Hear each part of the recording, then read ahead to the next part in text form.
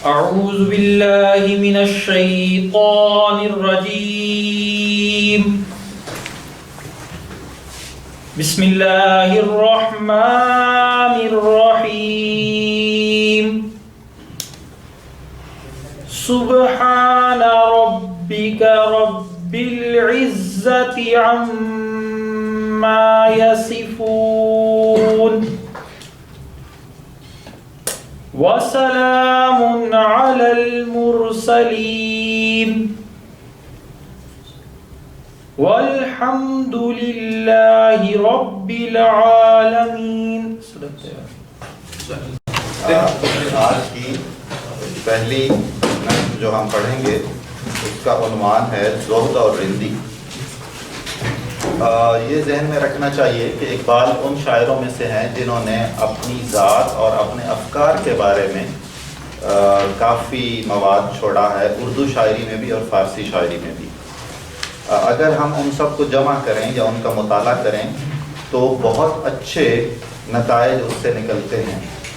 خصوصاً آج کی ایک غزل میں ہم یہ بھی پڑھیں گے کہ انہوں نے خود کو اپنی ذات اور اپنے افکار کا ناقد بھی قرار دیا ہے، تنقید کرنے والا.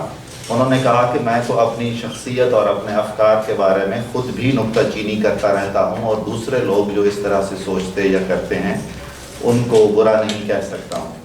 یہ ایک بڑی دلچسپ نظم ہے، ایک واقعاتی نظم ہے. دو کردار ہیں اس میں، ایک مولوی صاحب کے نام سے ہیں اور وہ رندی کی علامت ہے. رندی کا مطلب یہ ہے کہ معاملات شریعت کے بارے میں ذرا سا غیر محتاط ہونا. جی ہاں، آسان ترین معنی اس کے یہ ہیں. جی ہاں. اور زہد کا مطلب یہ ہے کہ مذہبی معاملات میں ذرا زیادہ سخت ہونا اور کسی حد تک اس کی نمود و نمائش کا اہتمام بھی کرنا. چنانچہ اقبال کے ہاں یا اس فکر کے جتنے بھی دیگر شاعر ہیں ان میں زہد یا زاہد یا ملا یا صوفی ذرا سا معتوب اور ناپسندیدہ کردار ہیں، اور اس کے مقابلے میں رند نسبتاً بہتر ہے کہ اس کے اندر زیادہ پاکیزگی ہے تو وہ ظاہر نہیں کرتا ہے، اور دوسری طرف ظاہر اگر سب اچھا ہے تو اندر کچھ مسائل ہیں. ایک مولوی صاحب کی سناتا ہوں کہانی، تیزی نہیں منظور طبیعت کی دکھانی. شہرا تھا بہت آپ کی صوفی منشی کا، کرتے تھے ادب ان کا اعالی و ادانی. اقبال کا جو زور کلام ہے، ابتدائی جو اس کی چند بہترین شکلیں ہیں جن میں اس کا اظہار ہوا ہے ان میں سے ایک یہ بھی ہے. کہتے تھے کہ پنہاں ہے تصوف میں شریعت، جس طرح کے الفاظ میں مضمر ہو معانی. لبریز میں زہد سے تھی دل کی سراہی، تھی تہ میں کہیں درد خیال ہمدانی. درد ہے یہ لفظ. کرتے تھے بیاں آپ کرامات کا اپنی، منظور تھی تعداد مریدوں کی بڑھانی. مدت سے رہا کرتے تھے ہمسائے میں میرے، تھی رند سے زاہد کی ملاقات پرانی. حضرت نے میرے ایک شناسا سے یہ پوچھا، اقبال کہ ہے قمری شمشاد معانی، پابندی احکام شریعت میں ہے کیسا، گو شعر میں ہے رشک کلیم ہمدانی. غور فرمائیے گا. سنتا ہوں کہ کافر نہیں ہندو کو سمجھتا، ہے ایسا عقیدہ اثر فلسفہ دانی. ہے اس کی طبیعت میں تشیع بھی ذرا سا تشیع. تفضیل علی ہم نے سنی اس کی زبانی، سمجھا ہے کہ ہے راگ عبادات میں داخل، مقصود ہے مذہب کی مگر خاک اڑانی.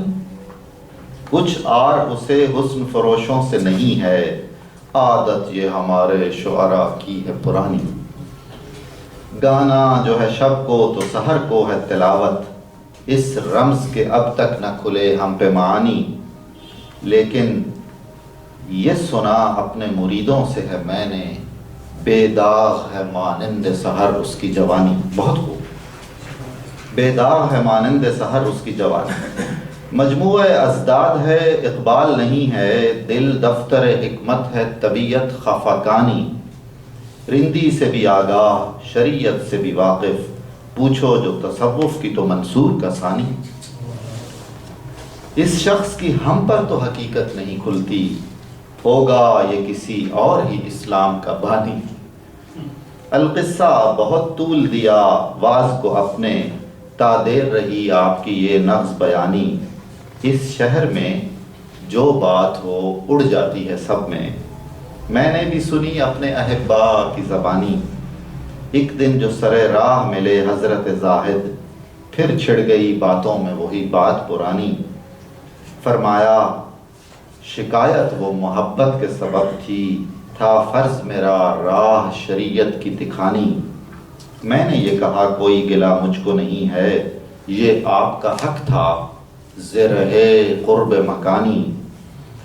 خم ہے سر تسلیم میرا آپ کے آگے، پیری ہے تواضع کے سبب میری جوانی۔ گو آپ کو معلوم نہیں میری حقیقت، پیدا نہیں کچھ اس سے قصور ہمدانی۔ میں خود بھی نہیں اپنی حقیقت کا شناسا، گہرا ہے میرے بحر خیالات کا پانی۔ مجھ کو بھی تمنا ہے کہ اقبال کو دیکھوں، کی اس کی جدائی میں بہت اشک فشانی۔ اقبال بھی اقبال سے آگاہ نہیں ہے، کچھ اس میں تمسخر نہیں واللہ نہیں۔ شہرہ ہے جی مشہوری، شہرت، صوفی منشی، صوفی مزاجی، تصوف کی طرف میلان، رجحان۔ عالی جمع ہے اعلیٰ کی، اور ادانی جمع ہے ادنا کی، چھوٹے بڑے، اہم غیر اہم لوگ ظاہری طور پر۔ پنہا چھپا ہوا، اور مضمر کا مطلب بھی چھپا ہوا ہے، یہ دونوں الفاظ اس سے پہلے بھی ہماری نظر سے گزر چکے ہیں۔ لبریز کا مطلب ہے بھرا ہوا۔ درد کہتے ہیں تلچھٹ کو، کسی بھی مشروب کے آخر میں جو چند گھونٹ بن جاتے ہیں جن میں کچھ ذرے یا کچھ ایسی چیزیں جس کا بھی وہ رس بس ہو، اس کے کچھ اثرات ہوتے ہیں، آخری چند گھونٹ، ان کو تلچھٹ کہتے ہیں، اور فارسی میں یہ لفظ درد کہلاتا ہے۔ ہمدانی سب کچھ جاننا، بہت عالم و فاضل ہونا، اتنا احساس ہونا کہ جتنا مجھے علم ہے اتنا کسی کو بھی علم نہیں ہے، اور میں روئے زمین کے تمام علوم و فنون سے اچھی طرح آگاہ ہوں، واقف ہوں۔ کرامات، کرامت کی جمع ہے، کوئی بھی عجیب و غریب چیز اگر کسی سے ظاہر ہو اور وہ شخص غیر نبی ہو تو اس کو کرامت کہتے ہیں۔ لفظی مطلب اس کا ہے انعام، مہربانی اور عنایت۔ اگر ایسی کچھ باتیں جن کو عقل بظاہر تسلیم نہ کرتی ہو اور بہت عجیب و غریب ہوں اور وہ نبی سے ظاہر ہوں تو وہ کہلاتے ہیں معجزے۔ معجزے کا مطلب ہے جیسا کچھ کرنے سے دوسرے عاجز ہوں اور جو کچھ حیران کر دے، اور یہ مخصوص ہے نبی کے لیے۔ اور دوسرا یہ کرامات، یہ غیر نبی جتنے بھی ہیں، بزرگان دین ہیں، اولیاء ہیں، اچھے نیک لوگ ہیں، بعض اوقات ان سے بھی بہت ساری ایسی چیزیں سامنے آتی ہیں۔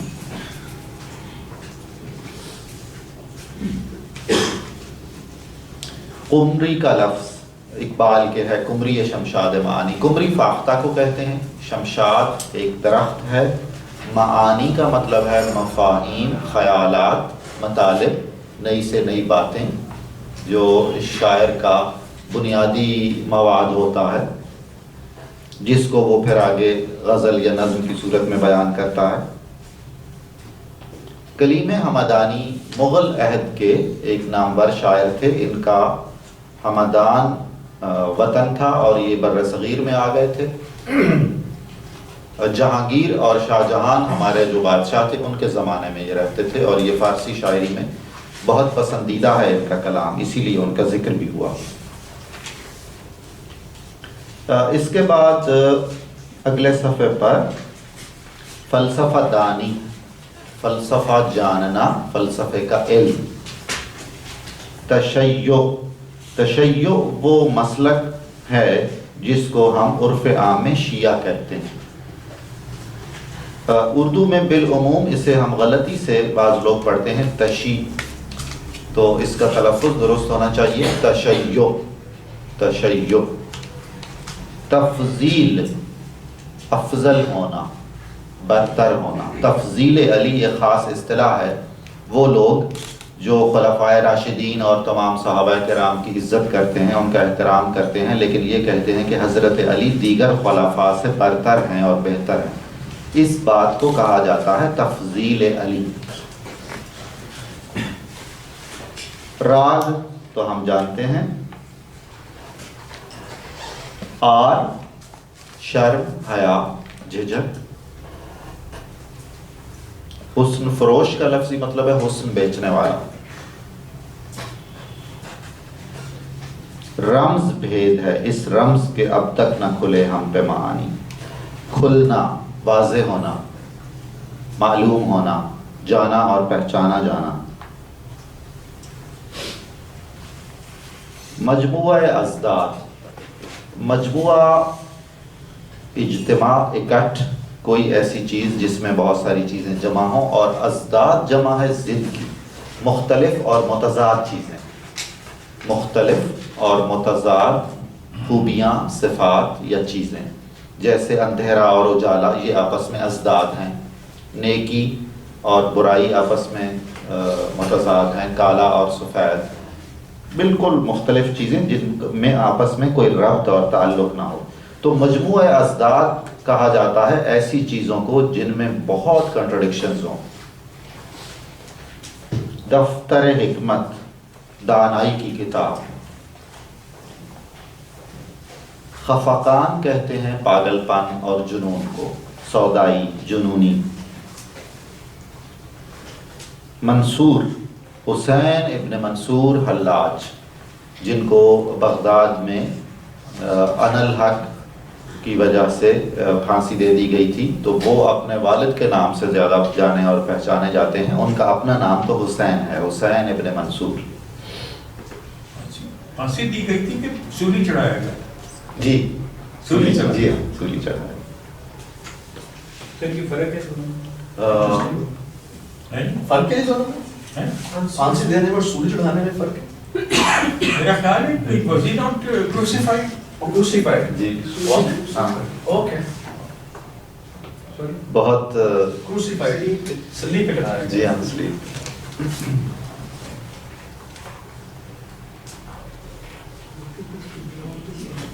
القصہ، مختصر یہ کہ ان شارٹ. طول، لمبائی، طول دینا، لمبا کرنا، طویل بات کرنا وغیرہ. واعظ، نصیحت، اور جو واعظ کرتا ہے وہ واعظ کہلاتا ہے. تا دیر، دیر تک. نغز بیانی، خوبصورت باتیں کرنا. یہاں تنزن یہ لفظ استعمال ہوا ہے. نغز بیانی، خوبصورت بیان، اچھی باتیں، خوش گفتاری. احبا، احباب، دوست احباب.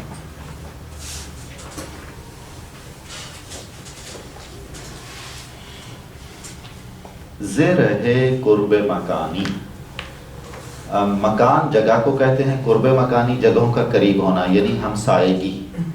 زرہ کا مطلب ہے کہ سبب سے، کی وجہ سے. اقبال نے کہا کہ آپ کا حق تھا، چونکہ ہم ہمسائے ہیں تو ہمسائیگی کا بھی کوئی حق ہوتا ہے. خم، جھکا ہوا.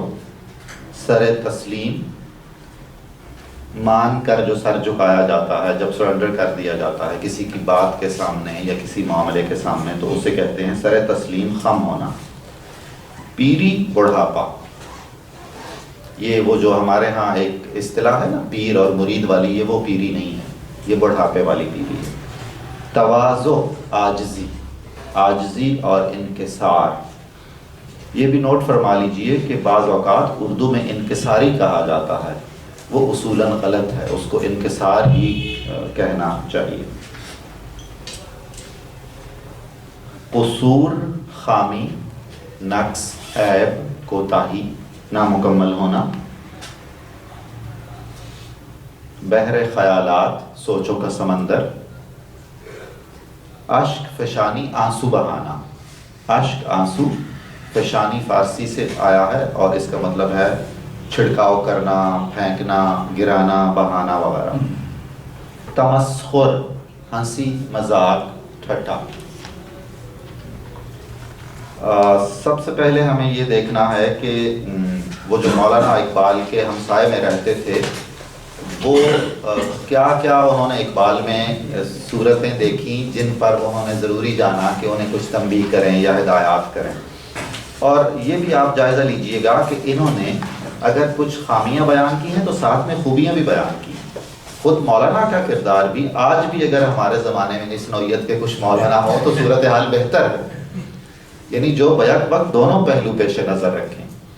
ایسا کوئی بھی نہیں ہے روئے زمین پر انسان جس میں کوئی بھی خوبی نہ ہو، ایسا بھی کوئی نہیں ہے جس میں کوئی خامی نہ ہو. تو جب ہم عدل سے کسی کی شخصیت کا یا اس کے افکار کا جائزہ لیتے ہیں تو ہمیں یہ توازن برقرار رکھنا چاہیے. بالعموم ہم جس سے محبت کرتے ہیں اس کے عیب ہمیں دکھائی نہیں دیتے اور ہم ان کا ذکر بھی نہیں کرتے ہیں، اور جس کو ہم ناپسند کرتے ہیں اس کی اچھائیاں دکھائی نہیں دیتی ہیں.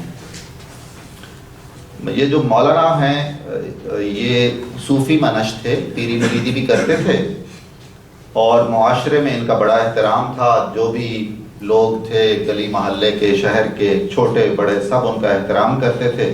اور ان کا نقطہ نظر یہ تھا کہ صحیح اسلام یا دین یا شریعت وہی ہے جو صوفیاء نے بیان کی ہے، اور تصوف کو بہت اہمیت دیتے تھے.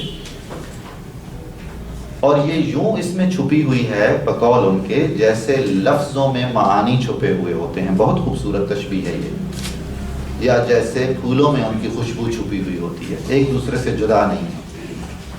اور الفاظ بھی اصل میں تو علامتیں ہوتی ہیں نا، اور الفاظ بنیادی مقصد نہیں ہوتے. بنیادی مقصد وہ معانی ہوتے ہیں جن کو کنوے کرنا مقصود ہو رہا ہوتا.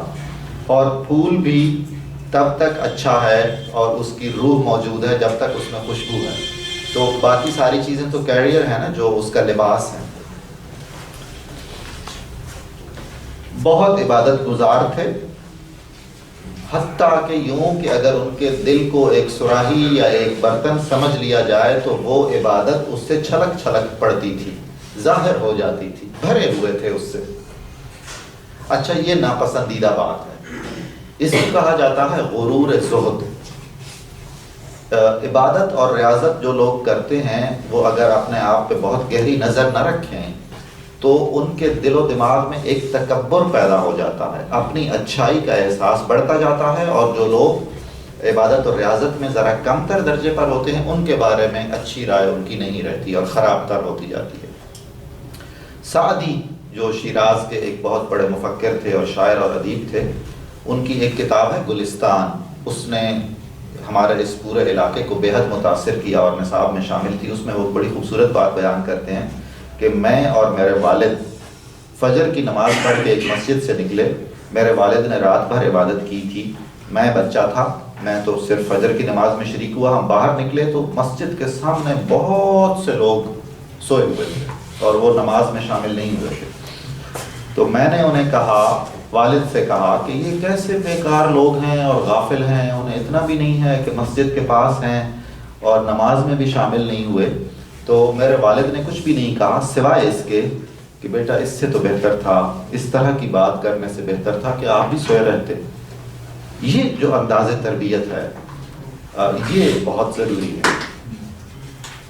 خیر، اور ایک مسئلہ اور جو بڑے ہی سلیقے سے اقبال نے بتایا کہ انہیں یہ بھی احساس تھا کہ تمام علوم و فنون انہیں آتے ہیں اور غالباً میں اپنے عہد کا سب سے بڑا عالم اور فاضل شخص بھی ہوں. یہ بھی ایک مسئلہ تھا. بہت عرصے سے وہ میرے ہمسائے میں رہتے تھے اور اکثر و بیشتر ہماری ملاقاتیں ہوتی تھیں. ایک دن انہوں نے میرے ایک دوست سے پوچھا بڑی ہی محبت سے اور خلوص سے کہ اقبال کو یہ تو ہم جانتے ہیں کہ وہ بہت عظیم شاعر ہیں، قمری شمشاد معانی کا مطلب ہے بہت عظیم الشان شاعر، بہت تعریف کی ہے. آپ ان کے دوست ہیں، آپ یہ بتائیے کہ وہ شریعت کے پابند ہیں یا نہیں، اور شریعت کے بارے میں ان کی کیا رائے ہے. گو شاعری میں تو ان کا وہ مرتبہ ہے جو کلیم حمدانی کا تھا مغل عہد میں. اور اس میں اشارہ یہ بھی ہے کہ جیسا کہ ہم جانتے ہیں کہ اردو شاعری سے پہلے اقبال کی فارسی شاعری کی کتابیں آئیں اور وہ زیادہ مقبول بھی ہوئی تھیں، اور فارسی شاعر کی حیثیت سے بھی وہ اپنے اس پورے خطے میں جانے پہچانے جاتے تھے. مولانا کہتے ہیں کہ میں نے اقبال کے بارے میں، افکار کے بارے میں جو سنا ہے وہ یہ ہے کہ وہ ہندوؤں کو کافر نہیں کہتے. اچھا، یہ بھی ایک نقطہ نظر ہے. بہت سے لوگوں کا یہ خیال بھی ہے کہ یہ جو موجودہ ہندو مت ہے یہ کسی الہامی مذہب کی بگڑی ہوئی شکل ہے، حتیٰ کہ ابوالکلام آزاد کی بھی یہ رائے ہے، جو بہت بڑے مفسر ہیں. بہرحال ہمیں ان سے یہ اختلاف ہو سکتا ہے ان کے سیاسی نظریات سے، لیکن ان کی علمیت سے تو کوئی اختلاف نہیں. صوفیاء کرام میں صوفیوں کا ایک سلسلہ ہے جو پابندی شریعت پر بے حد زور دیتا ہے، جن کو ہم نقشبندی کے نام سے جانتے ہیں. حتیٰ کہ ان نقشبندی بزرگوں میں ایک صاحب تھے، بزرگ تھے، بہت نیک آدمی تھے، مرزا مظہر جان جانا رحمۃ اللہ علیہ، غالب کے ہم عصر تھے. مرزا مظہر جان جانا نے اس موضوع پر کہ ہندو ایک برحق مذہب ہے اور موجودہ صورت میں یہ مسخ شدہ ہے، ایک تصنیف ہے ان کی جس کے تراجم ہیں. تو بہت سارے علماء کا اور بہت سارے صوفیاء کا یہ خیال تھا کہ ان سے اہل کتاب کا سا برتاؤ کرنا چاہیے، اور بڑی دلیلیں ہیں. بہت اوائل میں جی ایسے میں نے مذہب کے بارے میں کافی ریڈ کیا تھا، اس کے اندر یہ تھا کہ جو اللہ کا مذہب ہوتا ہے اس کے لیے اس کو پھیلانے کے لیے جو ہے نا وہ وائلنس ہوتی ہے، بہت زیادہ خون بہانا پڑتا ہے. لیکن ہندو مت کی ہسٹری میں ہمیں کہیں نظر نہیں آتا کہ ان کے لیڈرز نے، ان کے جو مذہبی رہنما ہیں خون بہایا ان کو پھیلانے کے لیے. ہاں، میں ظاہر ہے اس سلسلے میں کوئی حتمی رائے نہیں رکھتا ہوں، اس لیے کہ میں عالم دین بھی نہیں ہوں. البتہ بہت ساری ایسی باتیں ایسی ہیں کہ جنہیں ہم ثابت نہیں کر سکتے ہیں. یعنی جو لوگ اس نظریے کے حق میں ہیں وہ بھی معمولی لوگ نہیں ہیں، اور ان کی شخصیت اور ان کی عظمت اور ان کے علمی کارناموں پر جو فخر ہے اور ان پر جو اعتماد ہے، اس کی روشنی میں یہ کہہ سکتا ہوں کہ اگر ان کی ایسی رائے ہے تو انہوں نے ہر پہلو سے ضرور سوچا ہوگا. اب ہندو مت کا مسئلہ یہ ہے کہ 4-5 ہزار سالہ پرانی تاریخ میں سے کتنی چیزیں محفوظ ہیں، کچھ نہیں کہا جا سکتا ہے. عین ممکن ہے کہ وہ بھی ان تمام مراحل سے گزرے ہوں. جیسے مہاتما بدھ کا جو مذہب ہے بدھ مت، اس کے بارے میں بھی بہت سارے لوگوں کی رائے یہ ہے، لیکن اس میں 2 مسائل ایسے ہیں کہ ایک تو تصور آخرت واضح نہیں ہے. چلیے غلط ہی صحیح، کوئی تصور آخرت تو واضح ہو. خیر، اقبال بھی اوائل میں جب وہ وطن پرستی اور 2 قومی نظریے والے نقطہ نظر تک نہیں پہنچے تھے اور ہندو مسلم اتحاد کے دائی بھی تھے. بانگ درا میں اور بھی کئی نظمیں ہیں، ایون نانک پہ نظم ہے، آفتاب بھی جو ہے ایسی ایک نظم ہے جسے ہم اس پس منظر میں دیکھ سکتے ہیں. تو مولانا نے خود ہی کہا کہ اچھا اگر ایسا عقیدہ ہے اقبال کا تو فلسفہ پڑھا ہے نا، تو پھر فلسفے میں تو یہی مسائل ہوتے ہیں، گھوم جاتا ہے. تو اس صراط مستقیم پہ نہیں رہے، اچھے بھلے تھے، اتنی صلاحیتوں والے تھے، ضائع ہو رہا ہے وغیرہ. اچھا اب یہ بھی سنیے کہ یہ بھی پتہ چلا کہ وہ حضرت علی کو افضل جانتے اور سمجھتے اور کہتے ہیں.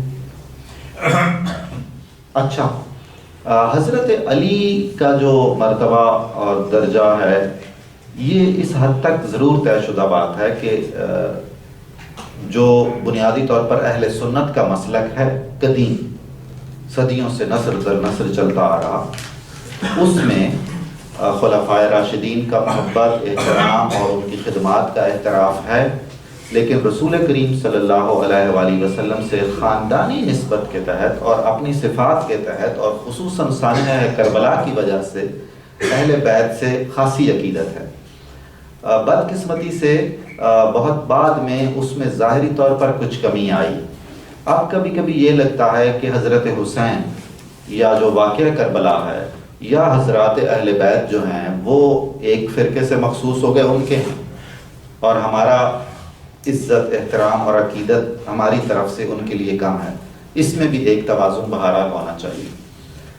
جو ہمارا دوسرا اسلامی فرقہ ہے جس کو ہم شیعہ کہتے ہیں، جب ہم ان سے یہ درخواست کرتے ہیں کہ آپ خلفائے راشدین کا احترام بھی کریں اور ان کی خدمات کا بھی اعتراف کریں، تو ہمیں بھی ظاہر ہے بہت کہنا چاہیے.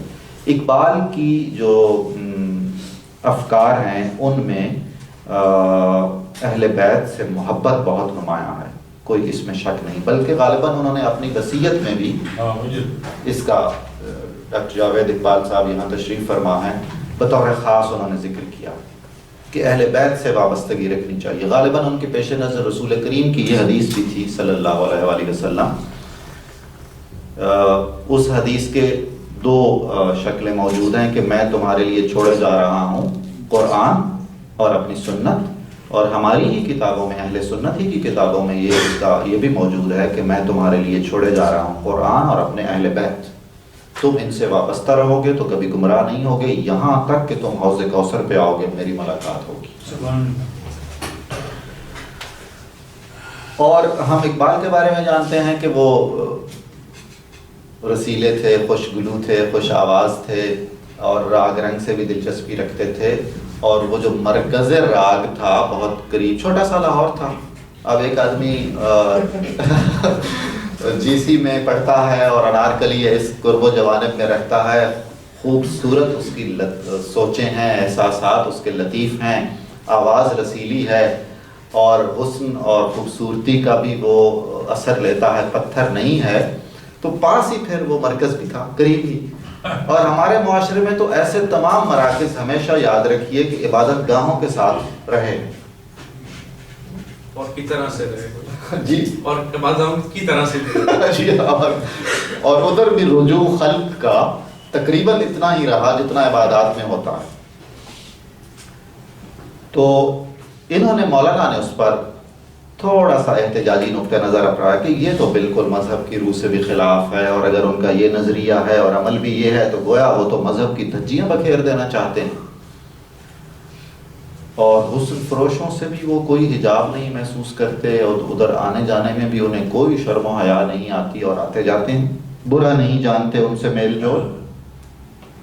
اچھا، اب آپ دیکھیے کہ اس جو مولانا ہیں، اگر یہ کوئی تاریخی حیثیت ہے تو اللہ تعالیٰ ان کی قبر کو نور سے بھر دے، اتنی محبت سے انہوں نے باتیں کی ہیں، اور ہر معاملے کے لیے خود ہی ایک جسٹیفیکیشن بھی دی ہے، یعنی جانے کا راستہ بھی دیا۔ اب نہیں راستے ملتے، اب تو آپ نے کچھ بھی نہیں کیا ہے تو آپ روکیں۔ یہ پاکستان ویسے بھی ناکستان ہے نا، ناکے لگے ہوئے ہوتے ہیں، تو فکر پہ بھی ناکے اور دیگر تمام معاملات میں بھی۔ اچھا چلیے کوئی نہیں، اس کو چھوڑ دیتے ہیں، یہ تو ہمارے شاعروں کی عادت رہی ہے، اسی حوالے سے ہوگا۔ عقیدے اور نظریے کی بنیاد پر وہ ایسا نہیں جانتے ہوں گے، ہاں جی ہاں، خود ہی ان کی وکالت بھی کر رہے ہیں۔ اور پھر عجیب و غریب بات یہ ہے کہ ان میں اتنے تضادات ہیں اور مختلف چیزیں ہیں کہ رات کو گانا بجانا ہوتا ہے، سحر کو ہمیشہ تلاوت قرآن میں مصروف پائے جاتے ہیں۔ سحر کے وقت تلاوت اقبال کے معمولات میں رہی ہمیشہ۔ کہتے ہیں یہ جو عجیب و غریب بات ہے، یہ اب تک پتہ نہ چلی کہ اس میں کیا راز ہے، پتہ نہیں اس میں کچھ خاص اشعار کا نزول ہوتا ہے ایسا کرنے سے، یا فلسفے کی گرہیں کھلتی ہیں، یا نہ جانے کیا ہے۔ لیکن میں نے اپنے عقیدت مندوں سے یہ سنا ہے کہ آدمی کردار کا پاک اور صاف ہے، جو ہم پر نکتہ چینی کرتا ہو، اعتراضات کرتا ہو، تنبیہ کرنا چاہتا ہو، وہ اگر ہمارے کردار کی گواہی دے تو وہ بہت ویلڈ گواہی ہے۔ یہ جو اقبال ہے اس میں اتنی عجیب و غریب باتیں جمع ہیں کہ کچھ پتہ نہیں چلتا یہ اقبال نہیں ہے، یہ تو بلکہ متضاد چیزوں کا اور متضاد خیالات کا کوئی ایک مجموعہ ہے، ایک کتاب ہے۔ اس کا دل دفتر حکمت ہے، کتاب حکمت ہے، دانائی کی کتاب ہے، عالم و فاضل شخص ہے، شاعر ہے بہت بڑا، بس طبیعت کچھ سودائی سی ہے، کوئی مزاج میں کچھ ایسے جنونی سے مسائل ہیں اور وغیرہ وغیرہ۔ یہ ہندی سے بھی آگاہ ہے، شریعت سے واقف ہے، اگر اس کو تصوف پر بات کرنے کا کہا جائے تو یوں ہے جیسے یہ منصور کا ثانی ہے، اس عہد کا منصور ہے۔ کسی حد تک یہ بات بھی غلط نہیں تھی۔ اقبال نے منصور کو کئی حوالوں سے خراج تحسین بھی پیش کیا ہے اور کئی حوالوں سے ان پر تنقید بھی کی ہے۔ البتہ یہ کہا کہ صوفیوں کے حلقے میں سب سے پہلے جس نے خودی کا نعرہ بلند کیا وہ منصور ہیں، ان کی انا کو جو انہوں نے انا کہا اقبال نے خودی کے معنوں میں لیا، اور یہ بات بالکل صحیح ہے۔ اس عہد میں اگر وہ علم بردار خودی تھے، اگرچہ وہ تو ہر حد بظاہر عبور کر گئے تھے، تو اپنے عہد میں اقبال علمدار خودی رہے، کیا شک ہے اس میں؟ تو جناب انہوں نے بہت لمبی چوڑی یہ باتیں کیں، تا دیر یہ خوش گفتاری ان کی جاری رہی، اور یہ جو ہمارا بہت بڑا معاشرتی المیہ ہے وہ اقبال بیان فرماتے ہیں کہ یہ جو شہر لاہور ہے اس میں بس کوئی بات کرنے کی دیر ہے، گھوم پھر جاتی ہے پورے شہر میں، گلی محلے میں چلی جاتی ہے۔ غالباً اب چونکہ لاہور بہت پھیل گیا ہے تو اس صفت میں کچھ کمی واقع ہوئی ہوگی. چلتے چلتے بات مجھ تک بھی آ گئی, میرے دوستوں نے مجھے پہنچائی, اور پھر ایک دن وہ صاحب بھی مجھے رستے میں مل گئے. میں نے حسب معمول بہت عزت احترام سے جھک کر انہیں میں ملا. یہاں وہ جو کہتے ہیں نا کہ پیری ہے تواضع کے سبب میری جوانی, یہ بہت خوبصورت ہے. میں جوان ہوں لیکن میرے دل میں بڑوں کا احترام ہے. ان کے ساتھ عاجزی اور انکسار سے ملنے کا مجھے درس دیا گیا ہے. چنانچہ میں جھکتا ہوں, اور بوڑھا جھکا ہوا ہوتا ہے نا, تو یہ جو میں جھک کے ملتا ہوں یہ بڑھاپے کے سبب سے نہیں ہے, اس احترام اور بڑوں کے احترام کے سبب سے ہے جو مجھے جس کا درس دیا گیا. تو مولانا نے بھی اقبال سے بھی خود یہ بات کی. اس سے ان کا کردار بھی پختہ نظر آتا ہے. یعنی انہوں نے تھرڈ پرسن سے تو کی جو باتیں کی, خود اقبال سے بھی کی. ایسا نہیں ہے کہ ان کے سامنے انہوں نے کچھ نہ کہا ہو اور ان کی تعریفیں ہی کرتے رہے ہوں. اور ساتھ میں یہ کہا کہ میں نے جو باتیں کی اور آپ سے بھی شکوہ شکایت کر رہا ہوں, اس کا سبب محبت ہے. جو مسلمان ہمدردی سے ایک دوسرے سے کرتے ہیں, اور اس کو آپ کچھ اور نہ جانیے گا کیونکہ یہ باتیں شریعت کی ہیں, اور شریعت کا رستہ دکھانا میرے فرائض میں شامل ہے, ہر مسلمان کے فرائض میں شامل ہے. تو اقبال نے یہ کہا کہ جناب ایسی بالکل کوئی بات نہیں, آپ میرے ہمسائے ہیں اور ہمسائے کے بہت حقوق ہوتے ہیں, اور ہمسایوں کو تو ایک دوسرے کی زیادہ ہمدردی کرنی چاہیے. تو آپ نے یہ جو بھی اعتراضات کیے, باتیں کی, اس میں کوئی شک نہیں ہے کہ مجھے آپ کے خلوص پر کوئی شک نہیں ہے, اور آپ کا یہ فرض بھی تھا. بالکل میں سر تسلیم خم کرتا ہوں, آپ نے جو ارشادات فرمائے وہ سارے بالکل ٹھیک ہیں, اور آپ کی ان باتوں سے یہ بالکل نہیں لگتا کہ آپ کے معلومات کم ہیں یا آپ کا علم ناقص ہے. میں ہوں ہی بہت پیچیدہ. اگر آپ مجھے نہیں جانتے ہیں تو مسئلہ یہ ہے کہ میں بھی خود کو نہیں جانتا ہوں. یہ چیزیں ہیں موجود, یہ تضادات موجود ہیں, اور میرا خیال ہے کہ ہر انسان میں ہوتے ہیں. ہم یہ دیکھتے ہیں اس میں کہ اقبال نے بہت ہی حکیمانہ انداز میں ساری باتیں بھی کیں, وہ ساری باتیں بتائیں بھی, اور وہ جو اعتراضات بڑے بڑے ان کے افکار پر کیے جاتے تھے ان کو نہیں چھیڑا ہے, ان پر بات نہیں کی, صفائی بھی نہیں دی, تردید بھی نہیں کی, اور ایک بہت اچھا نظم کی شکل میں یہ نمونہ انہوں نے. اس کا آخری شعر بہت ہی مقبول ہوا. اقبال بھی اقبال سے آگاہ نہیں ہے, کچھ اس میں تمسخر نہیں واللہ نہیں ہے. بڑے لوگ اور خصوصاً شاعر اور فلسفی, ان کے ایسے بہت سارے مسائل ہوتے ہیں. مجموعی طور پر انسان خود بھی ایک ایسی چیز ہے کہ اپنے آپ پہ بھی پوری طرح منکشف نہیں ہوتا ہے. ہمیں کچھ معلوم نہیں ہے کہ ہمارے پسند و ناپسند اور خیر و شر کے جو معیارات ہیں وہ 10 سال پہلے کیا تھے, کسی حد تک وہ جانتے ہیں, اب کیا ہیں, 10 سال بعد کیا ہوں گے, کچھ نہیں معلوم. تو یہ ایک فطری عمل ہے اور یہ جاری رہتا ہے. اقبال نے اس کشمکش کو اور اپنے بعض اعمال اور اپنے بعض افکار میں جو بظاہر اختلاف دکھائی دیتا ہے اور تضاد دکھائی دیتا ہے, اس کو بہت خوبصورتی سے بیان کیا.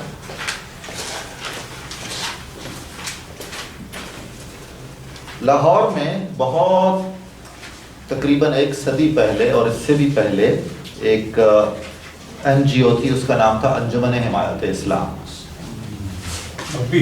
اب بھی بالکل صحیح فرمایا. سیاسی جماعت, میرا خیال ہے کہ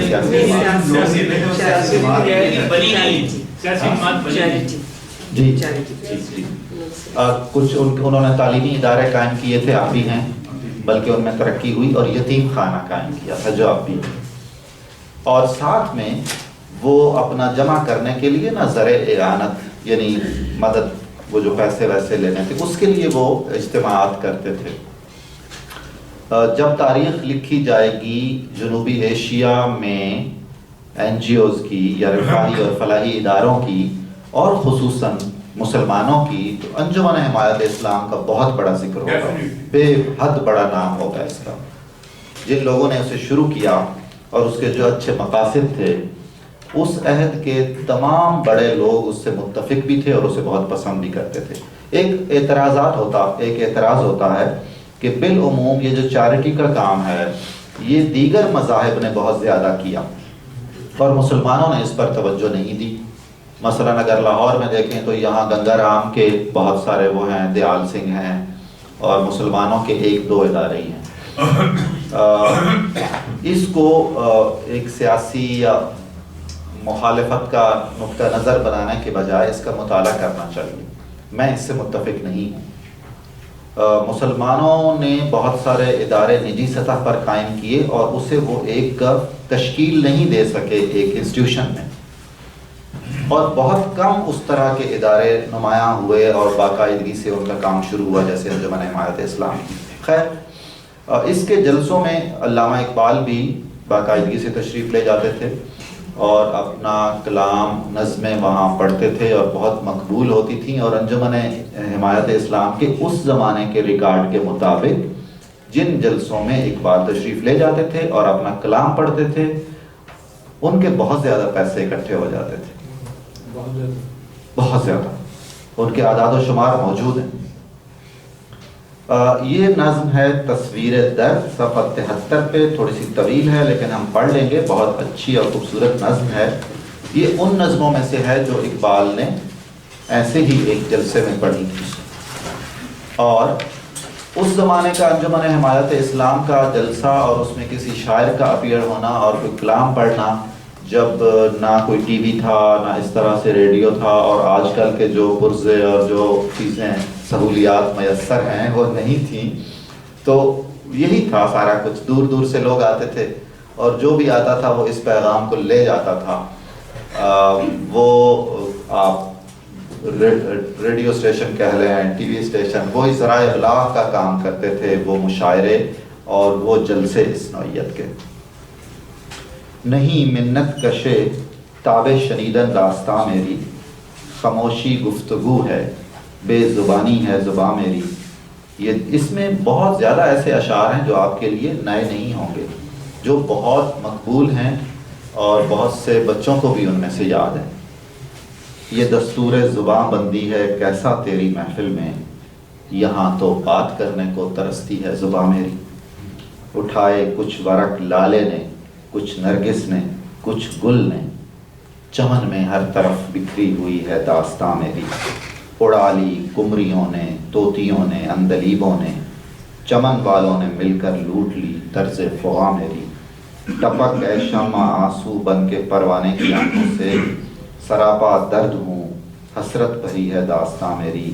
الہی پھر مزہ کیا ہے یہاں دنیا میں رہنے کا, حیات جاویداں میری نہ مرگ ناگہاں میری. بہت خوبصورت. میرا رونا نہیں, رونا ہے یہ سارے گلستان کا, وہ گل ہوں میں خزاں ہر گل کی ہے گویا خزاں میری. فارسی شعر بھی پڑھوں. درین حسرت سرا عمریست افسون جرس دارم, ز فیض دل تپیدن ہا خروش بی نفس دارم. ریاض دہر میں نا آشنائے بزم عشرت ہوں, خوشی روتی ہے جس کو میں وہ محروم مسرت ہوں. میری بگڑی ہوئی تقدیر کو روتی ہے گویائی, میں حرف زیر لب شرمندہ گوش سماعت ہوں. پریشان ہوں میں مشت خاک لیکن کچھ نہیں کھلتا, سکندر ہوں یا آئینہ ہوں یا گرد کدورت ہوں. بڑی فکر انگیز نظم ہے یہ سب کچھ ہے مگر ہستی میری مقصد ہے قدرت کا. سراپا نور ہو جس کی حقیقت, میں وہ ظلمت ہوں. خزینہ ہوں چھپایا مجھ کو مشت خاک صحرا نے, کسی کو کیا خبر ہے میں کہاں ہوں کس کی دولت ہوں. نظر میری نہیں ممنون سیر عرصہ ہستی, میں وہ چھوٹی سی دنیا ہوں کہ آپ اپنی ولایت ہوں. نہ صحبا ہوں نہ ساقی ہوں نہ مستی ہوں نہ پیمانہ, میں اس میخانہ ہستی میں ہر شے کی حقیقت ہوں. مجھے راز دو عالم دل کا آئینہ دکھاتا ہے, وہی کہتا ہوں جو کچھ سامنے آنکھوں کے آتا ہے. عطا ایسا بیاں مجھ کو ہوا رنگین بیانوں میں, کہ بام عرش کے طائر ہیں میرے ہم زبانوں میں. اثر یہ بھی ہے ایک میرے جنون فتنہ ساواں کا, میرا آئینہ دل ہے قضا کے رازدانوں. یہ مس پرنٹ ہے کر لینا چاہیے اسے. رلاتا ہے تیرا نظارہ اے ہندوستاں مجھ کو، رلاتا ہے تیرا نظارہ اے ہندوستاں مجھ کو، کہ عبرت خیز ہے تیرا فسانہ سب فسانوں میں۔ دیا رونا مجھے ایسا کہ سب کچھ دے دیا گویا، لکھا کل کے ازل نے مجھ کو تیرے نوحہ خانوں میں، نشان برگ گل تک بھی نہ چھوڑا، چھوڑ اس باغ میں گلچین، تیری قسمت سے رزم آرائیاں ہیں باغبانوں میں، چھپا کر آستی میں بجلیاں رکھی ہیں گردوں نے، انا دل باغ کے غافل نہ بیٹھے آشیانوں میں، سن اے غافل صدا میری، سن اے غافل صدا میری، یہ ایسی چیز ہے جس کو وظیفہ جان کر پڑھتے ہیں طائر بوستانوں میں، وطن کی فکر کرنا داں مصیبت آنے والی ہے، تیری بربادیوں کے مشورے ہیں آسمانوں میں، ذرا دیکھ اس کو جو کچھ ہو رہا ہے ہونے والا ہے، دھرا کیا ہے بھلا عہد کہن کی داستانوں میں، یہ خاموشی کہاں تک لذت فریاد پیدا کر، زمیں پر تو ہو اور تیری صدا ہو آسمانوں میں، نہ سمجھو گے تو مٹ جاؤ گے اے ہندوستاں والو، تمہاری داستان تک بھی نہ ہوگی داستانوں میں، یہی آئین قدرت ہے یہی اسلوب فطرت ہے، جو ہے راہ عمل میں گامزن محبوب فطرت، فویدہ آج اپنے زخم پنہاں کر کے چھوڑوں گا، لہو رو رو کے محفل کو گلستان کر کے چھوڑوں گا، جلانا ہے مجھے ہر شمع دل کو سوز پنہاں سے، تیری تاریک راتوں میں چراغاں کر کے چھوڑوں گا، مگر غنچوں کی صورت ہوں دلے درد آشنا پیدا، چمن میں مشتخاک اپنی پریشاں کر کے چھوڑوں گا، پرونا ایک ہی تسبیح میں ان بکھرے دانوں کو، جو مشکل ہے تو اس مشکل کو آسان کر کے چھوڑوں گا، عزم دیکھیں آپ، لب و لہجہ دیکھیں، وہ خلوص دیکھیں جو اس ایک ایک لفظ میں چھپا ہوا ہے، اور وہ بصیرت، مجھے اے ہم نشیں رہنے دے شغل سینہ قابی میں، کہ میں داغ محبت کو نمایاں کر کے چھوڑوں گا، دکھا دوں گا جہاں کو جو میری آنکھوں نے دیکھا ہے، تجھے بھی صورت آئینہ حیران کر کے چھوڑوں گا، جو ہے پردوں میں پنہاں چشم بینا دیکھ لیتی ہے، زمانے کی طبیعت کا تقاضا دیکھ لیتی ہے،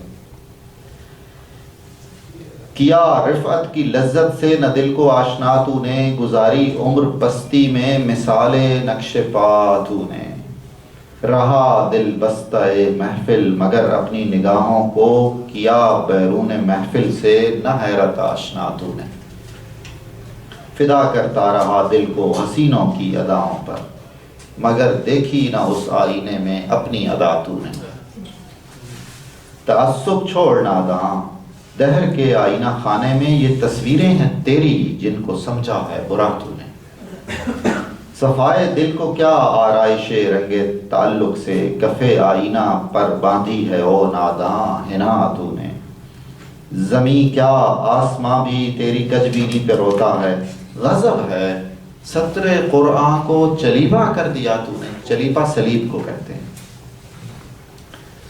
زبان سے گر کیا توحید کا دعویٰ تو کیا حاصل، بنایا ہے بت پندار کو اپنا خدا تو نے، کنویں میں تو نے یوسف کو جو دیکھا بھی تو کیا دیکھا، ارے غافل جو مطلق تھا مقید کر دیا تو نے، ہوس بالائے ممبر ہے تجھے رنگی بیانی کی، نصیحت بھی تیری صورت ہے ایک افسانہ خوانی کی، دکھا وہ حسن عالم سوز اپنی چشم پرنم کو، جو تڑپاتا ہے پروانے کو رلواتا ہے شبنم کو، تیرا نظارہ ہی اے بلحوث مقصد نہیں اس کا، بنایا ہے کسی نے کچھ سمجھ کر چشم آدم کو، اگر دیکھا بھی اس نے سارے عالم کو تو کیا دیکھا، نظر آئی نہ کچھ اپنی حقیقت جام سے جم کو، شجر ہے فرقہ آرائی تعصب ہے ثمر اس کا، یہ وہ پھل ہے کہ جنت سے نکلواتا ہے آدم کو، نہ اٹھا جذبہ خورشید سے ایک برگ گل تک بھی، یہ رفعت کی تمنا ہے کہ لے اڑتی ہے شبنم کو، پھرا کرتے نہیں مجروح الفت فکر درما میں، یہ زخمی آپ کر لیتے ہیں پیدا اپنے مرہم کو، محبت کے شرر سے دل سراپا نور ہوتا ہے، ذرا سے بیچ سے پیدا ریاض طور ہوتا ہے، دوا ہر دکھ کی ہے مجروح تیغ آرزو رہنا، علاج زخم ہے آزاد احسان رفو رہنا، شراب بے خودی سے تا فلک پرواز ہے میری، شکست رنگ سے سیکھا ہے میں نے بن کے بو رہنا، تھمیں کیا دیدہ گریاں وطن کی نوحہ خانی میں، عبادت چشم شاعر کی ہے ہر دم باوضو رہنا،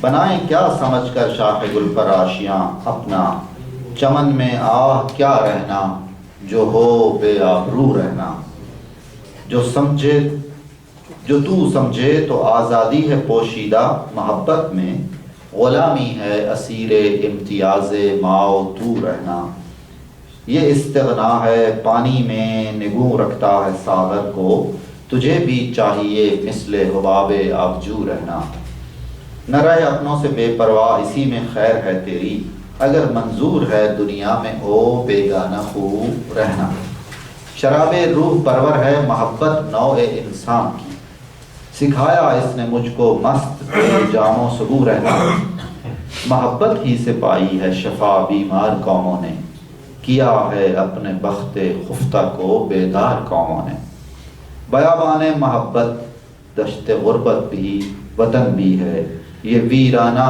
قفس بھی آشیانہ بھی چمن بھی ہے، محبت ہی وہ منزل ہے کہ منزل بھی ہے صحرا بھی، جرس بھی کارواں بھی راہ بر بھی راہ زن بھی ہے۔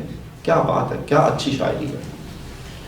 مرض کہتے ہیں سب اس کو، یہ ہے لیکن مرض ایسا چھپا جس میں علاج گردش چرخ کہن بھی ہے، جلانا دل کا ہے گویا سراپا نور ہو جانا، یہ پروانہ جو سوزاں ہو تو شمع انجمن بھی ہے، وہی ایک حسن ہے لیکن نظر آتا ہے ہر شے میں، یہ شیریں بھی ہے گویا بے ستوں بھی کوہ کن بھی ہے۔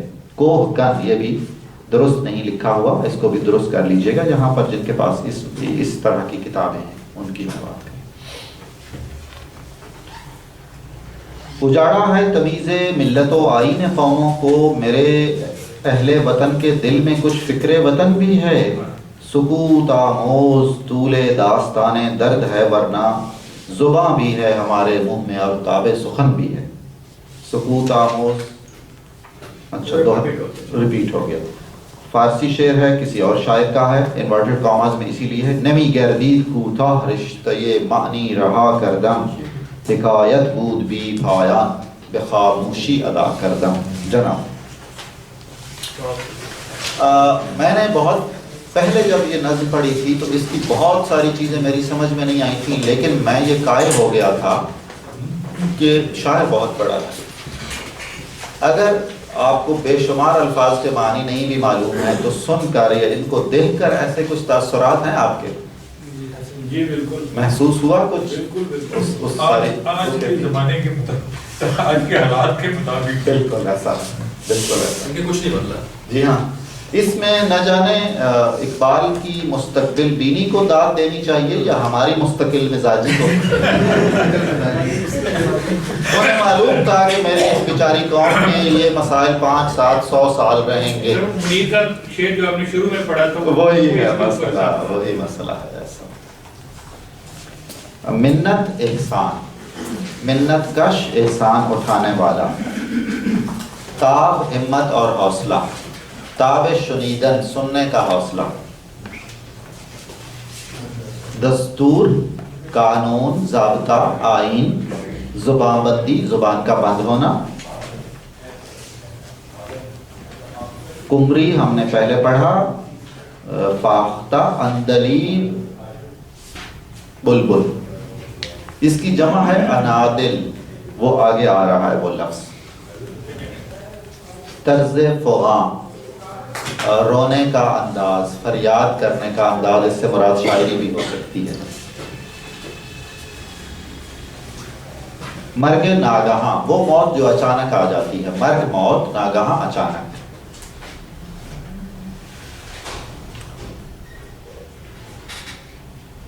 فارسی شعر کو چھوڑ کے ان کا میں الگ ترجمہ کروا دوں گا، باقی دیکھ لیتے ہیں. ریاض باغ، مسجد نبوی میں ایک جگہ کا ایک نام ہے جس میں یہ لفظ آتا ہے، ریاض الجنت، جنت کا باغ. دہر زمانہ، ریاض دہر زمانے کا چمن، زمانے کا باغ.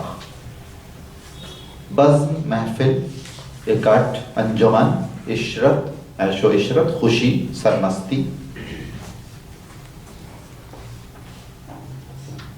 گویائی، بات کرنے کی قوت. حرف زیر لب، وہ بات جو ہونٹوں ہونٹوں میں ہی رہ جائے، ادا نہ ہو سکے، بیان نہ ہو، جو سنی بھی نہ جا سکے. گوش، کان کو کہتے ہیں. سماعت ہے سننے کی قوت. شرمندہ ہے گوش سماعت، جو سننے والے کانوں تک نہ پہنچ سکے، اس سے شرمندہ ہو. مشت خاک، مٹھی بھر مٹی. گرد کہتے ہیں گرد و غبار کو، مٹی میں جب ہوا شامل ہو تو وہ گرد کہلاتی ہے. کدورت، آلودہ ہونا. کدورت کا اصل مطلب ہے آلودہ ہونا. جب کسی کے دل میں کسی کے بارے میں کچھ برے برے خیالات اور بری رائے قائم ہو جاتی ہے تو اس کو بھی کدورت کہا جاتا ہے، اس لیے کہ اب اس کا دل میلا ہو گیا اس کے بارے میں. ظلمت، اندھیرا، تاریکی. خزینہ وہی خزانہ ہے. ممنون، جو شکر گزار ہو، احسان مند ہو. عرصہ ہستی، زندگی کا میدان. ولایت، سلطنت. صحبہ، شراب. پیمانہ، جام.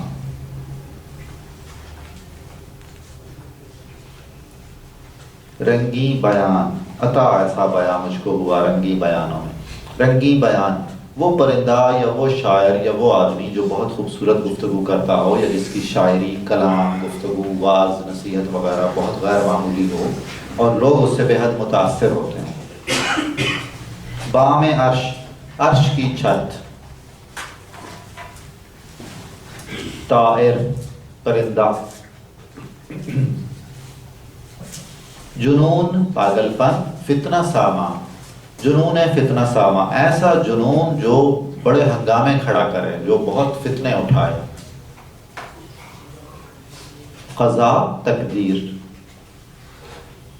عبرت خیز، جس کو دیکھ کے عبرت ہوتی ہو، عبرت ناک. کل کے ازل، کل قلم. ازل، زمانے کی ابتدا. کل کے ازل کا مطلب ہے وہ جو تقدیر کی قلم ہے، اس نے جو کچھ لکھا. نوحہ خام، آتم کرنے والے، نوحہ پڑھنے والے. برگے گل، پھول کی پتی، پنکھڑی. گلچی، پھول چننے والا، مالی. رزم، جنگ کو کہتے ہیں. رزم آرائی، جنگ و جدل. انادل، اندلیب کی جمع، بلبلیں. بوستان بھی باغ کو کہتے ہیں. عہد کہن، پرانا زمانہ. عہد زمانہ، کہن پرانا.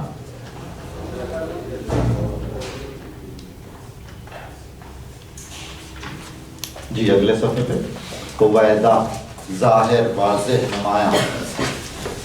زخم پنہاں، چھپا ہوا زخم.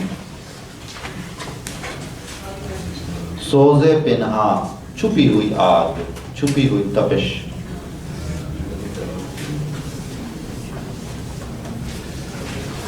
ہم نشین، ساتھی، ساتھ بیٹھنے والا، دوست، رفیق. شغل، کام. شغل، کام. سینہ کاوی، اپنے سینے کو چھیلنا، تراشنا، خراشنا.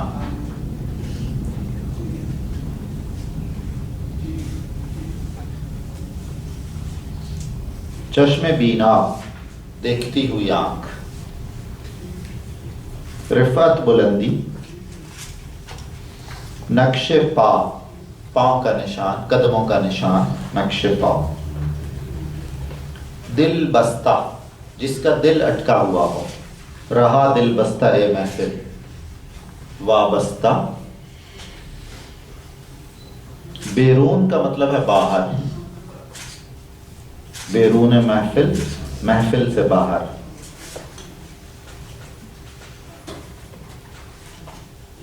آئینہ خانہ، شیش محل.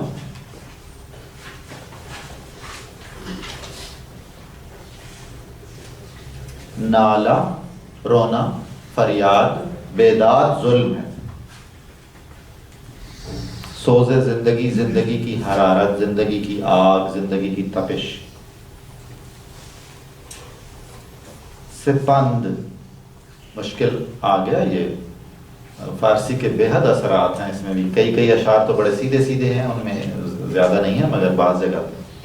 ایک دانہ ہوتا ہے جس کو آگ پہ ڈالا جاتا ہے اور اس سے دھواں نکلتا ہے، اور اس دھوئیں کو بہت ساری چیزوں کی، بیماریوں کی علاج سمجھا جاتا ہے.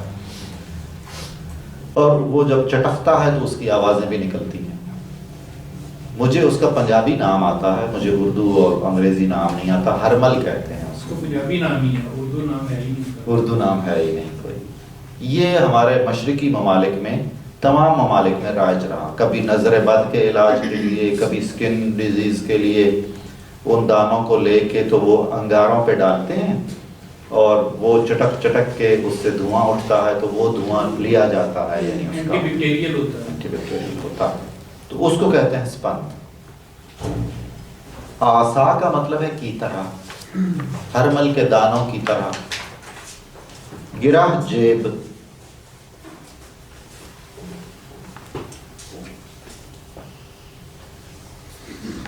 صفائے دل، دل کی پاکیزگی. آرائش، سجانا، سجاوٹ. تعلق، وابستگی، محبت. کف آئینہ، آئینے کی ہتھیلی. کف ہتھیلی کو کہتے ہیں. حنا، مہندی. کج بینی، ٹیڑھا دیکھنا، صحیح نہ دیکھنا. سطر قرآن، قرآن کی سطر. چلیپا، سلیب. مطلق، ایبسٹریکٹ، مطلق. ازلی، ابدی، جو کسی جسم کا محتاج نہ ہو اس کو کہتے ہیں مطلق. اور اس کا الٹ ہے مقید. مقید وہ ہے جو قید ہوا ہو، کوئی اس کا نقطہ آغاز ہو، کوئی نقطہ انجام ہو، اور اس کا کوئی جسم ہو، وہ مقید ہے. یہ بنیادی طور پر فلسفے اور تصوف کی اصطلاحیں ہیں، لیکن شاعری میں جی ہاں آپ. بالائے ممبر، ممبر کے اوپر، ممبر پر. حسن عالم سوز، ایسی خوبصورتی جو کائنات کو جلا دے، بے پناہ خوبصورتی. حسن عالم سوز. چشم پر نم، بھیگی ہوئی آنکھیں جن میں آنسو ہوں.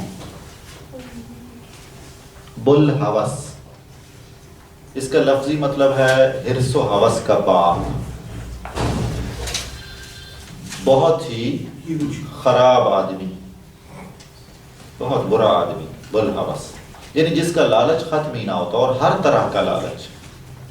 یہ میرا ہے یا تیرا ہے؟ اس شعر دوسرے نسخے میں میرا. I'm not sure کون سا نسخہ ہے آپ کے پاس؟ یہی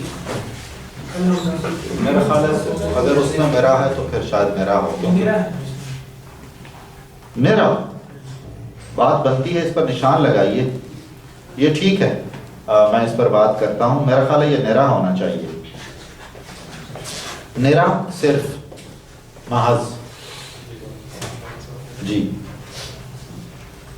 چشم آدم، آدمیوں کی آنکھیں. جام اور جم پر ہم پہلے بات کر چکے تھے. جم، جمشید، ایرانی بادشاہ، ایک خیالی اور افسانوی.